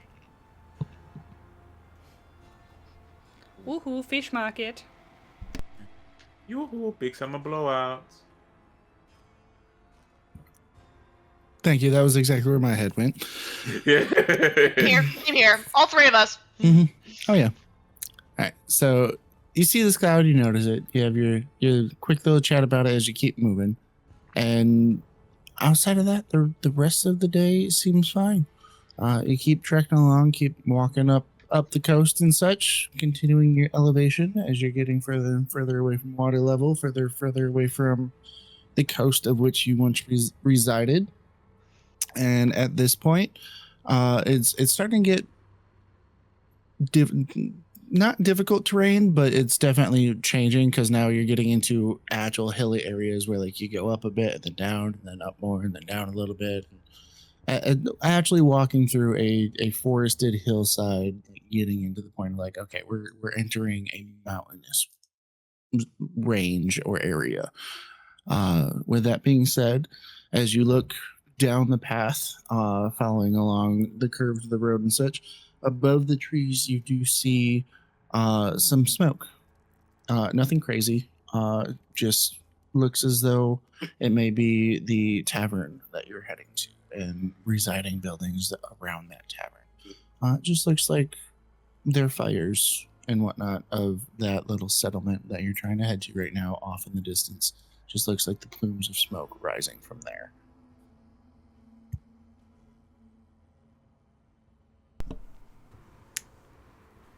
I think we're here. I mean, it's the only one. I'm so happy that you got the setup. So It's literally the only inn. what was the name on the note again that got slipped? That hasn't been answered yet because you never asked. You never said you looked at it. Oh. But man. as you pull it out and look at it now, right? As you pull it out to look at it now, you see a single name, just one name, not string of name, but it is Karash. Oh my god, we're gonna meet her dad. We're gonna meet her dad, Dodian. Are you nervous? Yeah, no, why would I be nervous? I'm not gonna. Because you're in love with Trina, obviously. What? What? No, Trina is a friend, a good friend, a lovely friend. Well, then you're gonna meet your ex's, your almost girlfriend's ex, which is even worse. Now you must be nervous. No, huh? No, You start sweating. Completely and 100% not interested in Trina or Trina's mother. Again, not to say that the two of them are. You hear the line click. Hear the what? The mind connection gets cut off. No. How dare you? How dare you? I'm not. I'm fine. Everything's fine. It's fine. I'm fine. You're doing wonderful. Everything will be okay. Just remember, you have a shovel for a reason. Alright, so looking off to the west, off to your left, you do see the sun is starting to set. The shadows of the trees in the forest around you are growing longer. The sun casting its rays and such into the clouds and into the sky above you. You see that it's starting to shift from its blue sky moving into that of sunset itself, and you're starting to get different beams of oranges, reds, yellows, purples, all the fun things as the sun is setting.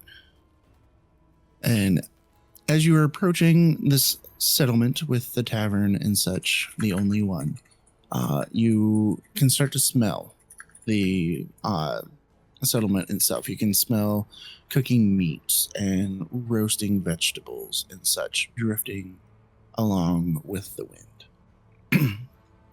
As you do so, it is in this moment, Trina, the Astrid on your back has been snoozing for most of the day, just kind of hanging out, moving here and there, flying off in the trees and such along the walk, but jumps from your back and flies up over the trees and takes off towards the settlement.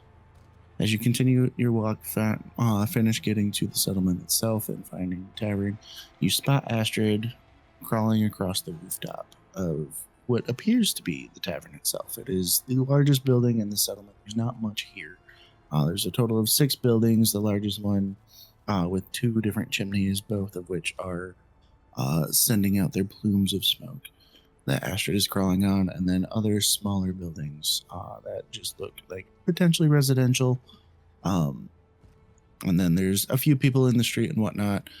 Everybody in the street itself seems to be merry and happy.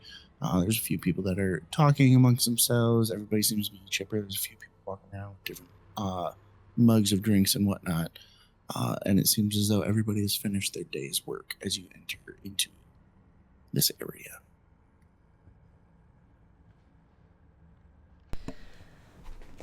We are looking There's- for Kargash? Kargash? Karash? Karash? Car crash? Caress? Karagas? Corset! I love corset. Corset is good. We're going with corset. No. Okay, so like car trash? Like that's very valid. I have to clean up my car all the time for car trash. Yeah. Yeah. I know, because if it wasn't for you, my car would always be filthy. Thank you, dear. You're welcome.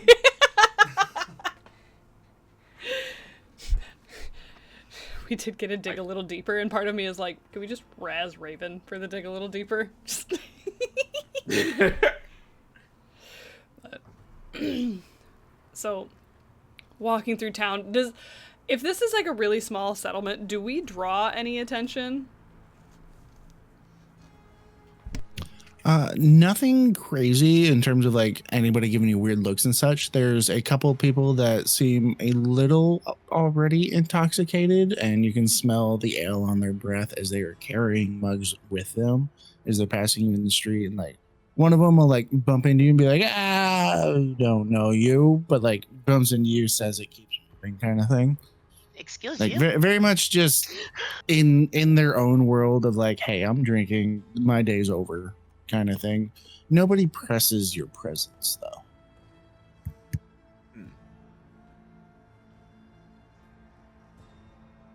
Let us find. I have already forgotten his name. Car Karash? ass. It's car ass. Yeah, I think car it's, ass. it's a silent even H. though he definitely threw it in the chat for us to see for the game He did. chat. But I have it open next to me, and I still decided to say car ass. Nope, that's Carcass. It's funnier if we just get it wrong intentionally. His name is Carcass. Carcass is good. His brother's name is Carrion. Anyways. Ha! Walking through. No? Okay. We walk through the tavern that's got people apparently stumbling out of it at 7, 8 o'clock at night already, give or take, because we've been traveling all day. But People start drinking early here, apparently. Everybody get in this house. And we walk into the bar. Did she say that if this guy was like the owner or like no? She just told us to find him. And he would know what to do. And he's in the tavern. Yes. And he's in the tavern. Okay. Does that mean he's going to be another dragon? I don't like the way that you did this. I saw that motherfucker. What's this mean? What does this mean? Antennas? She said go to the tavern, and she said to find the guy. She didn't say the guy was going to be at the tavern. So it might not Why be. is your mom giving us puzzles? She knows that's our weakness. We don't even know what we don't know what the guy looks like. How do we? We just It's core trash! Oro, jail. Do we just ask around for a Karash? Just kind of. Well, we'll sit down at a table and then we'll get some food and then maybe ask around. Okay. Yeah. I mean, either way, it's good meals always Food's always necessary. Mm-hmm. good. Who knows? Maybe he'll have a name tag on. Maybe he works here. That would be super helpful. That Honestly, would if they had an arrow that says click this guy for dialogue, would be so nice. Yeah, does his color palette look weirdly lighter than every other patron in the bar? I'm just curious. Just coincidentally, do we see his aura? Yeah. little floating yellow circle around his feet, so we know it's a Everybody else- interactable NPC. Does he have an exclamation point? Everybody else in town looks like weirdly happy, very NPC-ish. Does this guy look grumpy for no reason? Does he have one of those green diamonds floating above his head? Does he speak garments bar? Posture check. Does he look like he could fix a toilet by smacking it with a hammer? Does he move like a robot? My brain hurts now with the whatever this is. We have Tylenol.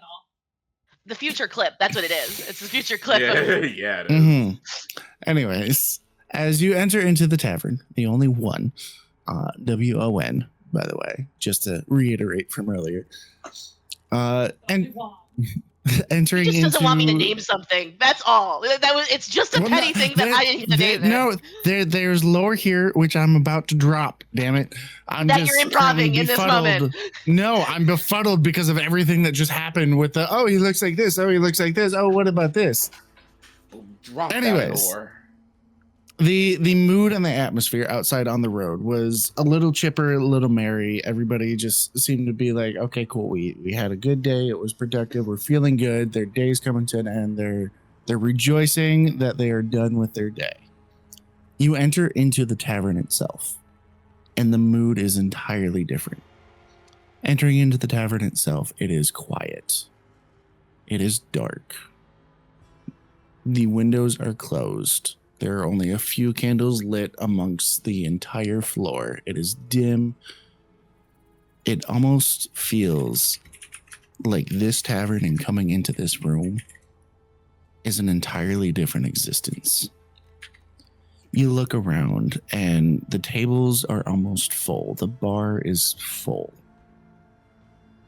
Everybody that is sitting here has their head down in a bowl of whatever they've ordered for the evening. There's not a word being said. There's no music playing. And outside of that, of the occasional slurp, the light clink of silverware on bowl as people take another scoop, and the occasional setting down of a mug, there's no sound throughout the entire tavern.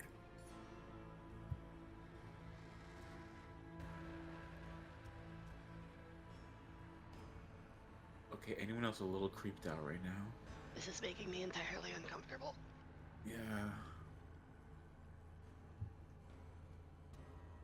She could have warned us at the very least. Like, Yeah, the vibe is off. The vibe is dead.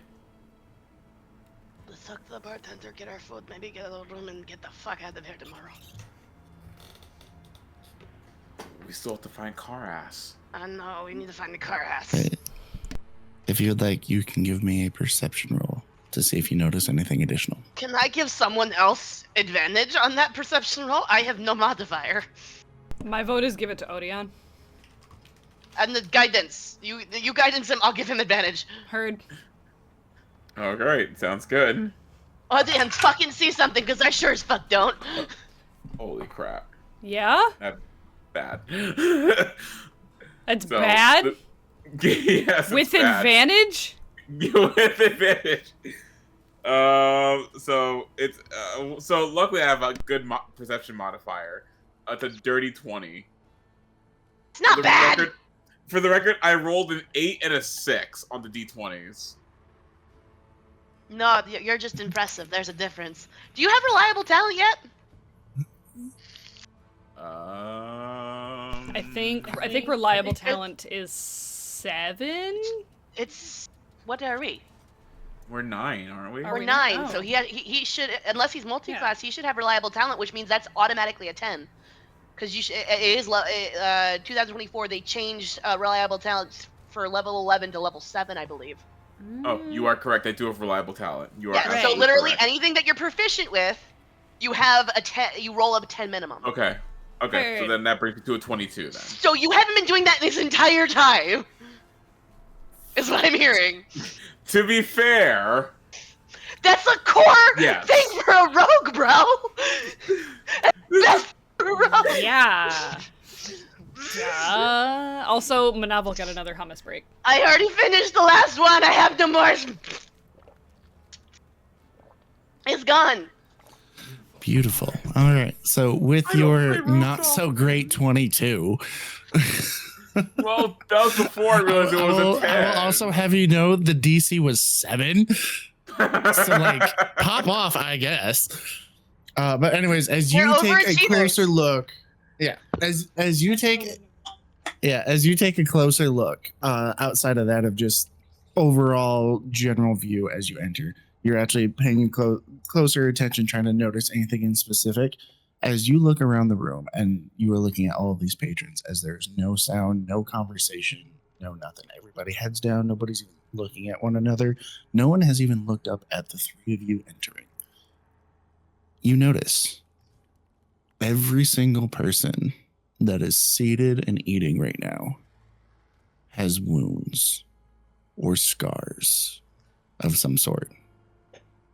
You see on their face battle-hardened individuals. You see the look in their eye that you see from all warriors, from all army men that have fought a battle and have taken another life. And in this moment, as you are noticing these things about every individual in this tavern,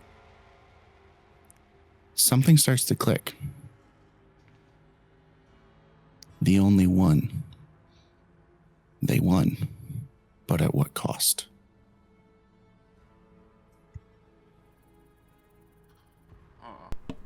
Hydrate. Thank you.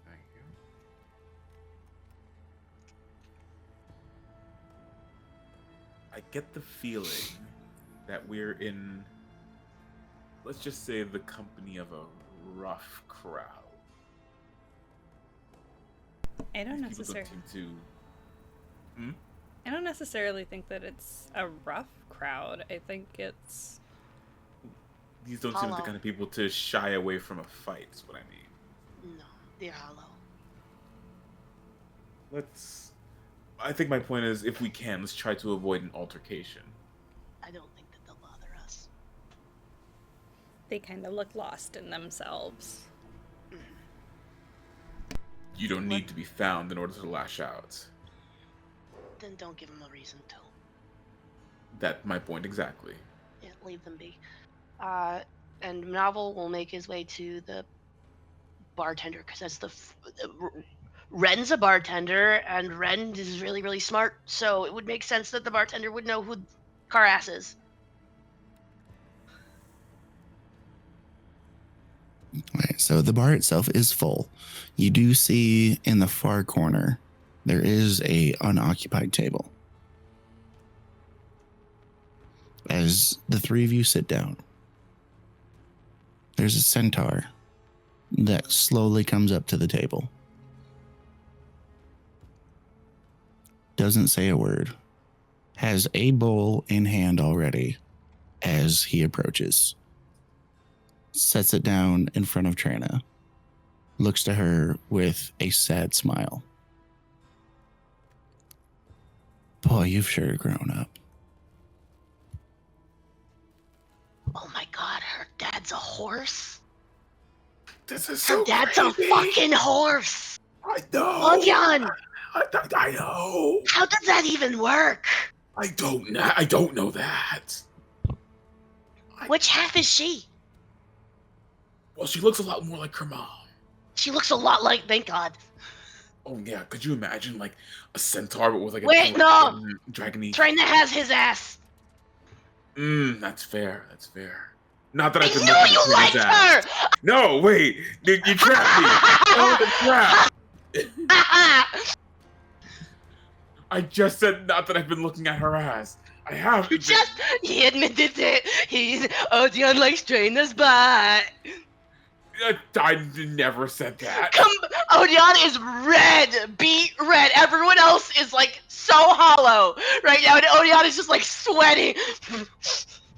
Odion is so red, he's turning purple at this point. Monoval has a shit-eating grin that's hidden. He's trying so hard to not let it know that he is laughing so hard right now. How dare. You knew exactly what you were doing there. You set a Composure. trap right into it. Chaotic good doesn't always look Composure. like you think it does. All right. So as he sets his bowl down in front of Trina and mentions her having grown up. Trina, you look up to him and a very brief memory crosses your mind of you standing on the back of the horse and picking an apple from a tree. And then that's when it clicks. It wasn't a horse. It was this centaur. You recognize his face, although now older and a little bit more war-torn, given everything that has happened with the island and the onset of the demon incursion. He has his own scars now to bear from the fight. He looks at you, his sad eyes, war-torn, heavy. Do you remember me? A little? Like, it's coming back to me now, but it's good to see you. How have you been?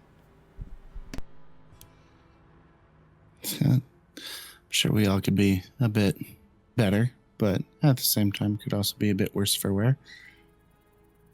How's your mom doing? Tavern's kind of boom. My God, he's asking about his ex. Oh my god, he's asking about it now. Oh my god. Tavern's kind of taken over the town. We almost have basically put Tim's out of business, and he tried this weird pumpkin beer thing a little while ago. It was okay. It wasn't great. It was slog. Anyways, just she's good. She's coming to terms with the fact that and she just kind of gestures to the fact that she's here at all. Like, I think she's taking it step by step. He gives a little half smile and a really lighthearted chuckle, and then just says, yeah, it's a little surprising seeing you here. But I did always hope that she'd loosen the reins a little bit. Pun intended. But never did get to give her what I think to be an appropriate thanks.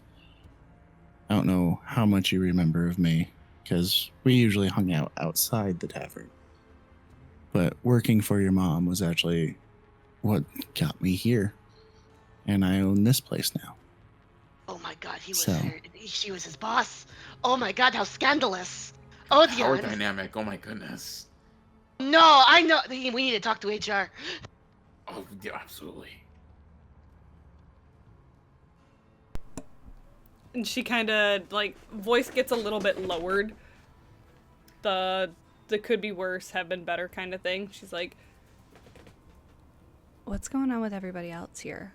Like, everybody here looks like they've been kicked and rubbed in the dirt, proverbially. He looks up and looks around the room for a moment before also then looking down at his own arms and his own scars that he bears. How much do you know of the demon raids?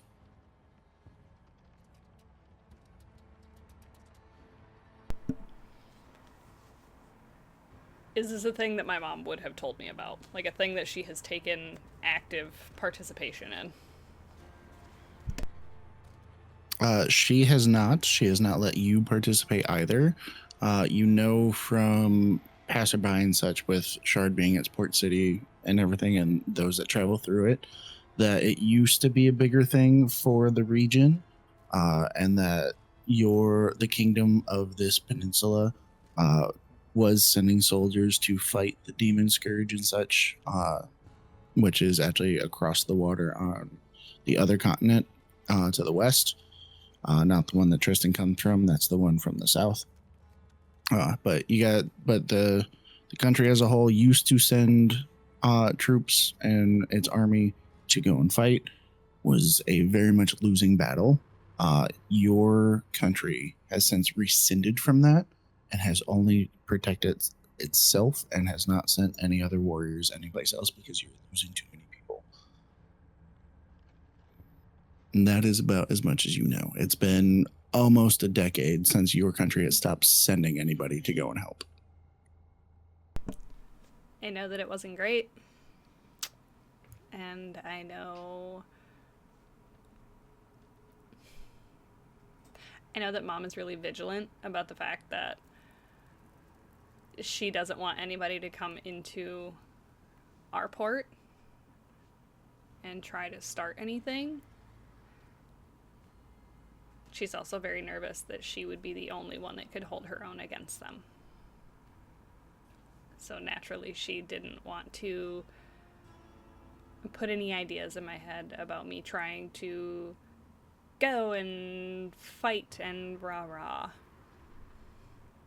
That's about all I know, though.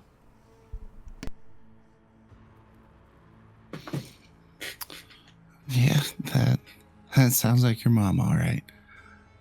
She always did want to make sure that you were well protected. It's part of why you always got to hang out with me while she was busy at the tavern on my days off. But He was about to say, "This is why I love her." You heard that too, right? No, He was about to say, "That's why I love her." There's something there. There was something I there. there's definitely something there. There's something. Oh my god. But no, that was where your mother and I were different. She wanted to follow the rules. She wanted to protect. She wanted to keep you and the town safe. I wanted to make a difference. I didn't intend to leave the tavern to start my own. Although this place being the success that it is, if you can call it that, is entirely attributed to her and what I learned from her when I worked for her. Everyone here is part of a militia. We don't act under the king's crown. We don't act in the king's service. But everyone here has continued the fight.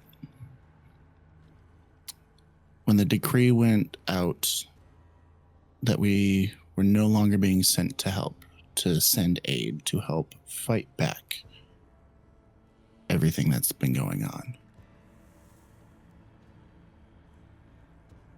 for the sake of how the law would work, how the crown would look at it, we disobeyed our orders.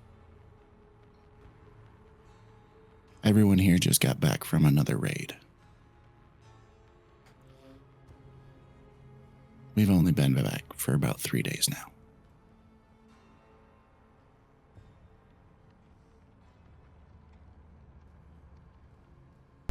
What do you guys do in your downtime? Like, to recoup from a raid? I understand that, like, spirits are low, but, like, it can't be good to keep doing this until the next one.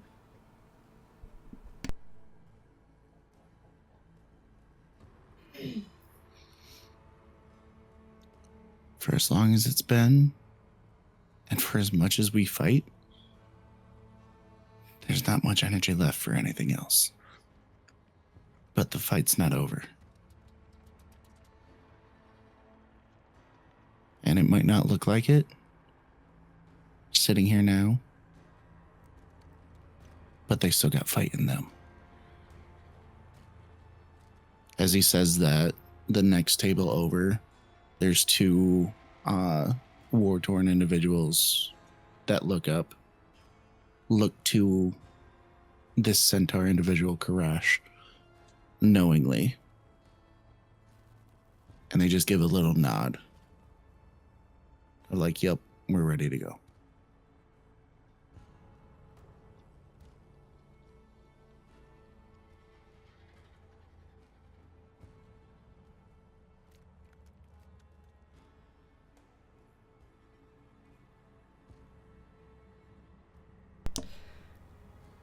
Nevertheless, obviously my mom said to get in touch with you. here we are. And she didn't really give me much else to go off from that other than Oh, Koresh will take care of you. And I even tried, to my own credit, I tried to pry, and she just wouldn't. It's a little disrespectful, but it's Mom. Another lighthearted chuckle and half smile to the comment. Yeah, I got word. And then he waves his hand as Astrid swoops down and flies in through the window. Lands on the table in front of him, between you and him. And just gives you a knowing look of like, oh, hi. And then he's just like, she relayed a message. I have some items waiting for you and beds for you to stay in. Looks to the rest of the table. Can I get you all anything to eat? I'm sure it's been a long day getting all the way up here. Tea would be lovely. Yeah. Do you? I would love some tea.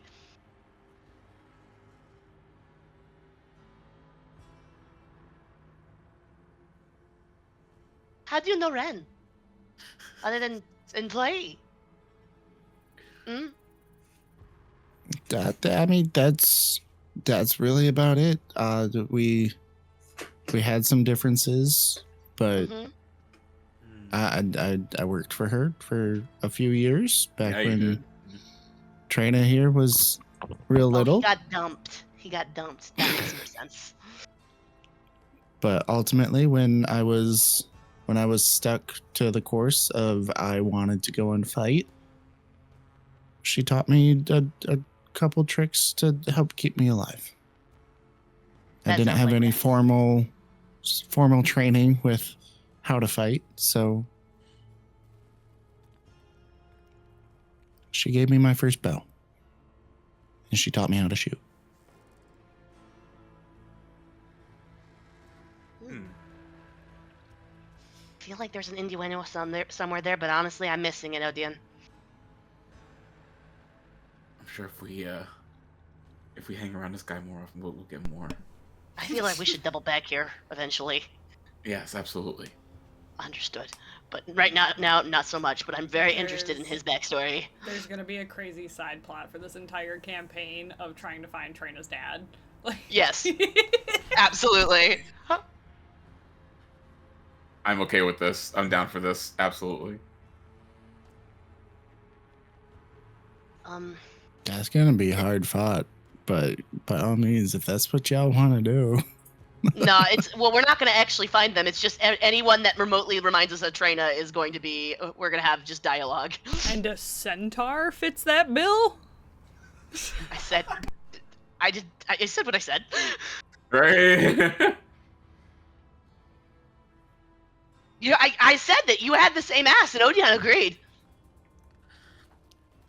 In the sense that they both have large. No, not large, but like I'm gonna shut up. I'm gonna shut up. The shit-eating grin is just it's palpable how he masterfully did that. Oreo said an extra life one shot for next year, Quest of the Father. I am That'd be cool. so down. For Honestly, those. that'd be so fun. Gotta figure out who in my brain it was like, nah, Ren there's an egg. Don't know where the egg came from, but it's an egg. She just stole someone else's kid. I just want an egg. Both It's of mine now. Trina's parents. Yeah, it's. Uh-oh. Oh my In god. a that'd weird be a world, crazy my size. mom is also my dad. So asexual twist. reproduction. What a twist. That doesn't mean we can't look for your dad. We will absolutely By the look way. for your dad. Yeah. We're still going to do this. Now, I remember when you and I talked about it before the game started, and I was just like, okay, so like, here's your mom and whatnot. Like, you guys got here. Where's your dad? And you're just like, he never came with us. And it was a whole just like, I don't remember everything that we talked about because it was just like something we talked about in passing. But it was like before you even were a thing, he already was not part of the picture anymore because Ren came to this universe through the Feywild portals and such, looking for a safe place for you. So whether that be asexual reproduction because your mother fought gods and then as a victory token was given a child from the deities of just, hey, look, magic, you have a child now to continue your line because we were so impressed by your acts of valor. Or if father was part of the group when fighting gods and father just didn't make it, then what have you, whatever. That is discussions for another day. Absolutely it is. For calling Trina a prize baby is killing me. What is it? That's a prize.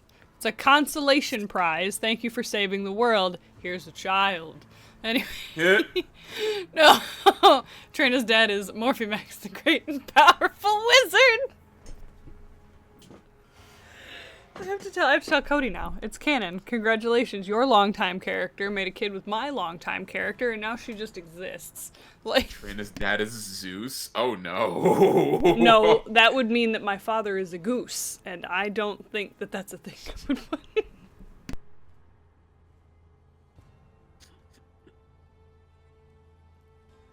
A real foul situation.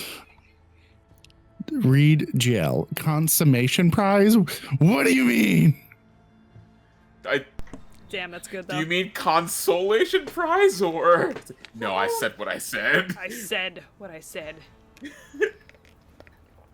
We go to bed and we opened up our little treasure chests. Yep, we Ooh, yes. we go hang out and, you know. Weirdly enough, given the moment that Trina had with the bond, when the food and whatnot comes out, she would actually just straight up ask Karash, be like, I know that it's like really in here. Do you guys ever play music? Like, is that a thing? Ever? Yeah. Lately? No. So, like, is anybody gonna be... If I do, or... I don't know, like, it's quiet. And I don't like it. But this isn't my bar, so I want to double check and make sure.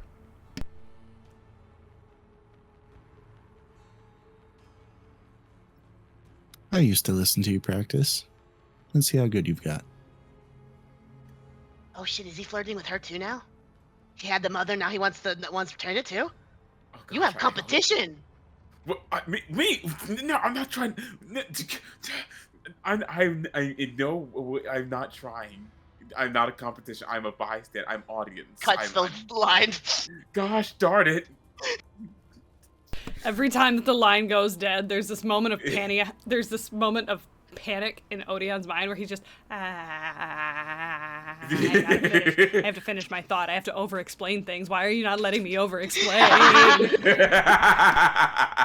I love chaotic good. No, she, you know, everybody's got their food in front of them and whatnot, and while we're there, she finishes her plate.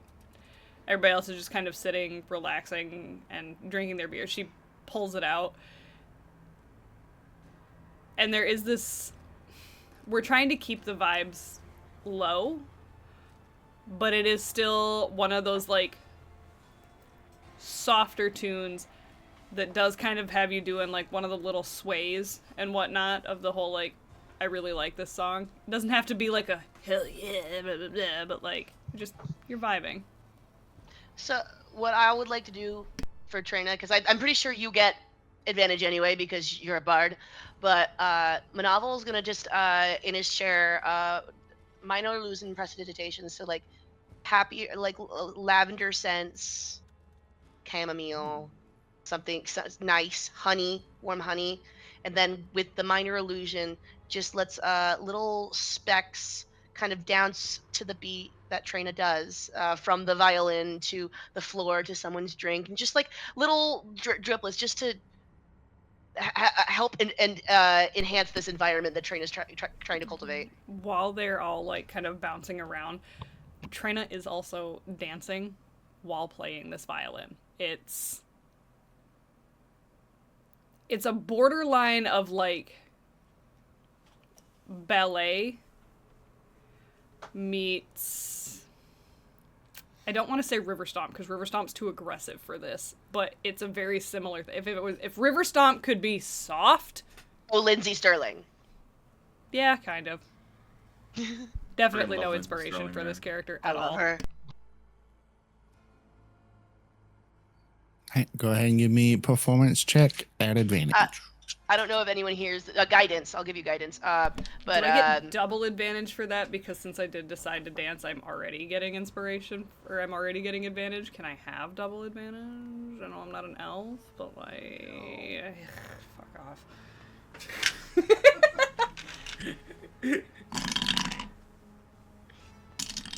Damn. I'm gonna use. I've had my chatspiration for a hot second. I'm gonna use my chatspiration. Heck yeah. That made it so much better. Oh my god. Thank you, chat. I don't remember when I got this, but thank you so much, chat, because that took a 2 and an 8 to a 20. Plus some 20. Oh god, this is gonna be a disgusting roll. I already know it. We've successfully fixed the vibe. Oh, we have very fixed the vibe. That's a 37. Oh my god, that's fucking amazing. I have advantage, I have expertise, and I have guidance.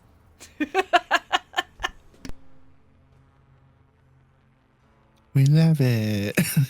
All right. So, given the overall emotion and everything of this tavern itself and what these people have been through, it goes from this solemn, dark, heavy, sad feeling where nobody's looking up, nobody's interacting. There is no conversation, there is no camaraderie, there is no joy. Everybody has the war-torn look, the 1,000-yard stare. And as you're playing and moving about the room, and with the assistance of Monoval and the prestidigitation and such, the song fills the room. The energy and the emotion coming through your music fills the room. And while nobody else gets up and starts dancing and cheering and bouncing around, and it doesn't switch to this pure lighthearted fun, you feel the emotion rise. You feel the weight of what they've been through in the past dissipate. And you almost feel as though a hopefulness takes over the room. A lightness takes over the room. People look up. Everybody around the bar looks at one another. They look to their comrades. They look to their friends. They look to their favorite people amongst the room. And it goes from this dread of thinking of what's been lost and how much more do we have to keep going, to almost rejoice of we're still here and we still have each other. As the mood lifts and you can feel almost as though a weight has been lifted and the room can breathe again.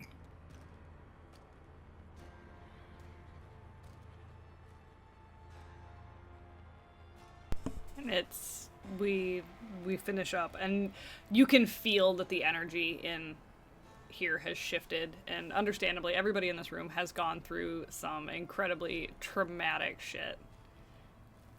But the goal was for a brief second to make them remember that they're still here. That they made it through what felt like their absolute worst days and are still here on the other side. And I feel like we accomplished that.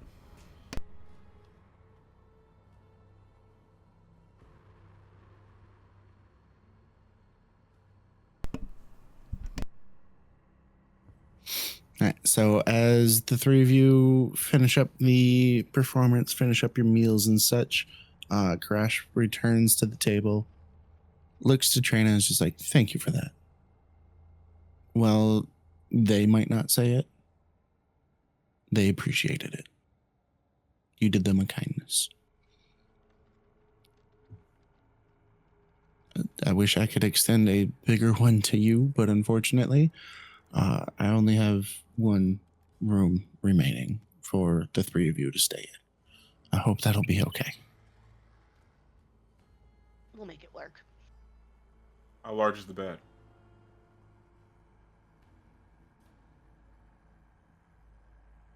Why are Given you what gonna this try and place sleep in the bed is- with Trina? Trina gets the bed. No, I was saying maybe. Oh, Dion, you're not sleeping on the bed. Trina sleeps on the That's bed. not. That's We're not what I was gentlemen. going. Not what I was going to imply. Okay, but like realistically, I kind of assumed that like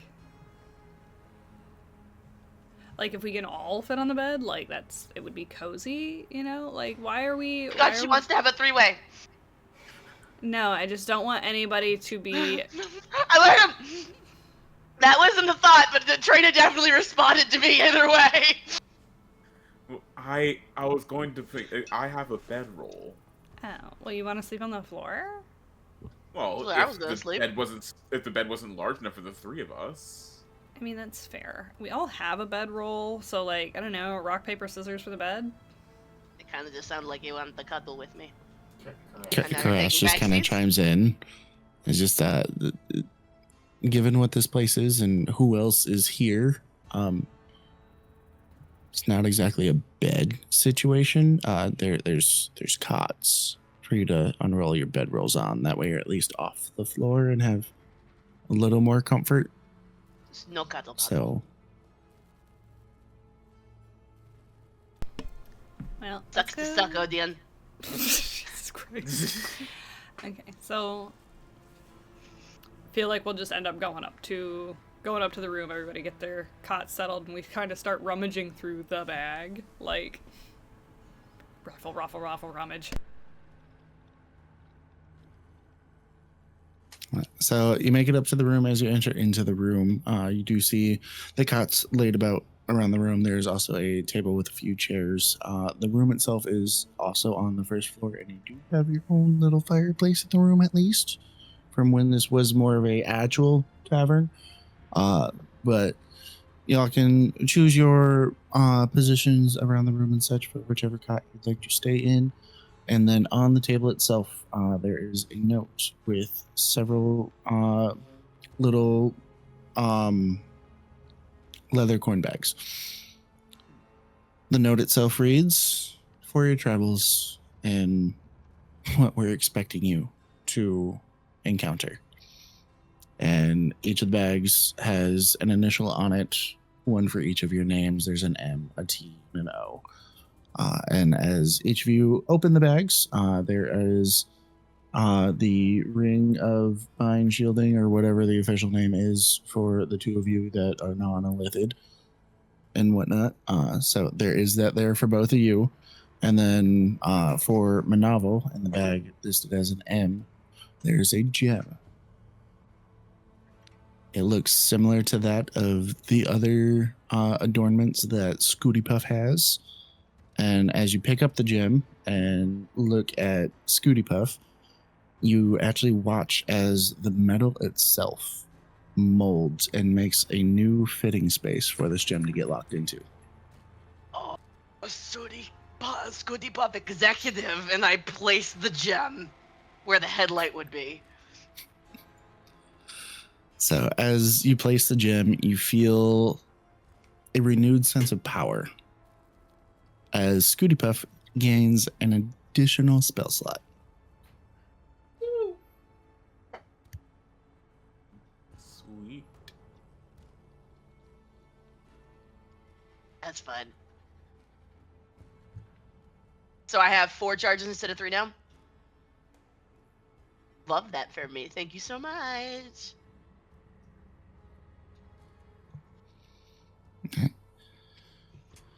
With that, I imagine, unless there's anything that the three of you wish to discuss, that we're going to bed. What's the plan? I feel like we would kind of mess around with the little rings for a second. Trying to just be like, Monoval, can you talk to me? I am talking to you in your head. It's so quiet. And I start saying all the things that me and Odeon were talking about downstairs, but you can't hear shit. This is when I secretly let it slip past. My mom did not fuck a horse.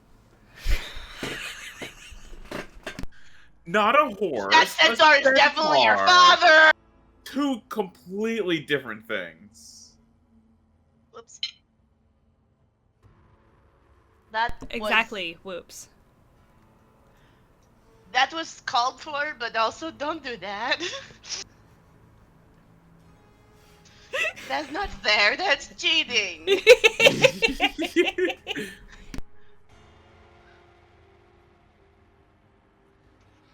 But with that, that is where we're going to end it for tonight because it's getting late.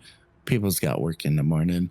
And this was an emotionally charged episode, I feel like. And I feel like it's time to go ahead and take a step back and just kind of recover and find some normalcy in Watch Party watching Shorzy be a fucking degenerate. Yeah, admittedly, with what time it is, we will probably only have time for one episode of Shorzy because, again, people got works in the morning. It's me, I'm Peoples. If you guys do wanna come swing into the Discord channel, here we will go ahead and So hypothetically, if one of us has a portent that we only had like one roll, and the DM didn't roll a shit, do they get to keep that portent for the next game? It depends on if they get MVP or not.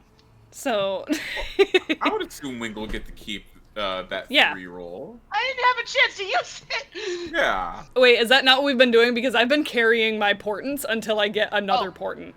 Oh, okay, that works. Yeah. Then who doesn't have a portent right now? To be fair, I've been using all of my portents as soon as I get You them. use them immediately. I also have used mine immediately. So, if we're gonna do MVP, I think that Sweet was such a trooper with because I know that was an emotionally charged fucking moment that I kind of kept intervening just for Odeon. He rolled with it really well. No, whenever we get into these moments, I absolutely love watching Sweet Tea just be like, you know what? Yeah, I can roll with the punches. I'm just. Listen, the the first rule of improv is yes and. It's hilarious. You so well. It's criminal. You're one of the best players I've had the pleasure to playing with because of that. You really are something special, and you are a significant member of this team. I vote Odeon for MVP. I will also give it to Odeon. And I'll also say we have a hydrate as Odeon rolls his point. Shucks, you too. Get loved. 7. 7? Get treasured, bitch. 7 could be useful. Yeah. But remember that you roll 10s on things you're proficient in. Well, if I give the 7 to an enemy, though. Yeah. Yes. I love low portents. Low portents are absolutely 3? I want to use that 3 on something good. Right. Right. Alright. Next time on Tallish Amity. Illicit things. Alright, let's figure out who we want to raid before we kick it into the Discord for the night. Okay, who do we have on? Unless you guys have a request. Looks like most of my friends are kind of off. I have only one person on, and it was the person we rated last time. So if somebody else got somebody, let's go with that.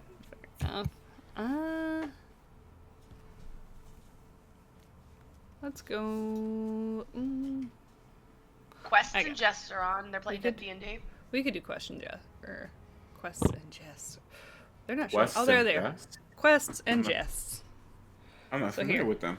Let's go ahead. Let me make sure that I've got it spelled right, because spelling is my worst enemy. Okay, there we go. All right. I'm going to go ahead and kick this raid off. Thank you guys so much for coming and hanging out with us. Things should be getting a little bit easier now because hockey season has officially ended, meaning no more games, hopefully no more injuries. For a week. For a week? We have spring season. Spring season starts on the 6th. Seasons? Oh, gosh. Yeah. Yeah, you have winter season, which is the majority, and then we have spring season, which is 13 games and lasts for about 7 weeks. Okay. Well, hopefully we'll all be good to play again on the 12th. Rah. All right, guys. We will see you in 2 weeks for another episode of Tallish Amity. But until then, come slide into the Discord, say hi, stay hydrated, and go to bed if you're not going to come into the Discord. Okay? Bye, guys.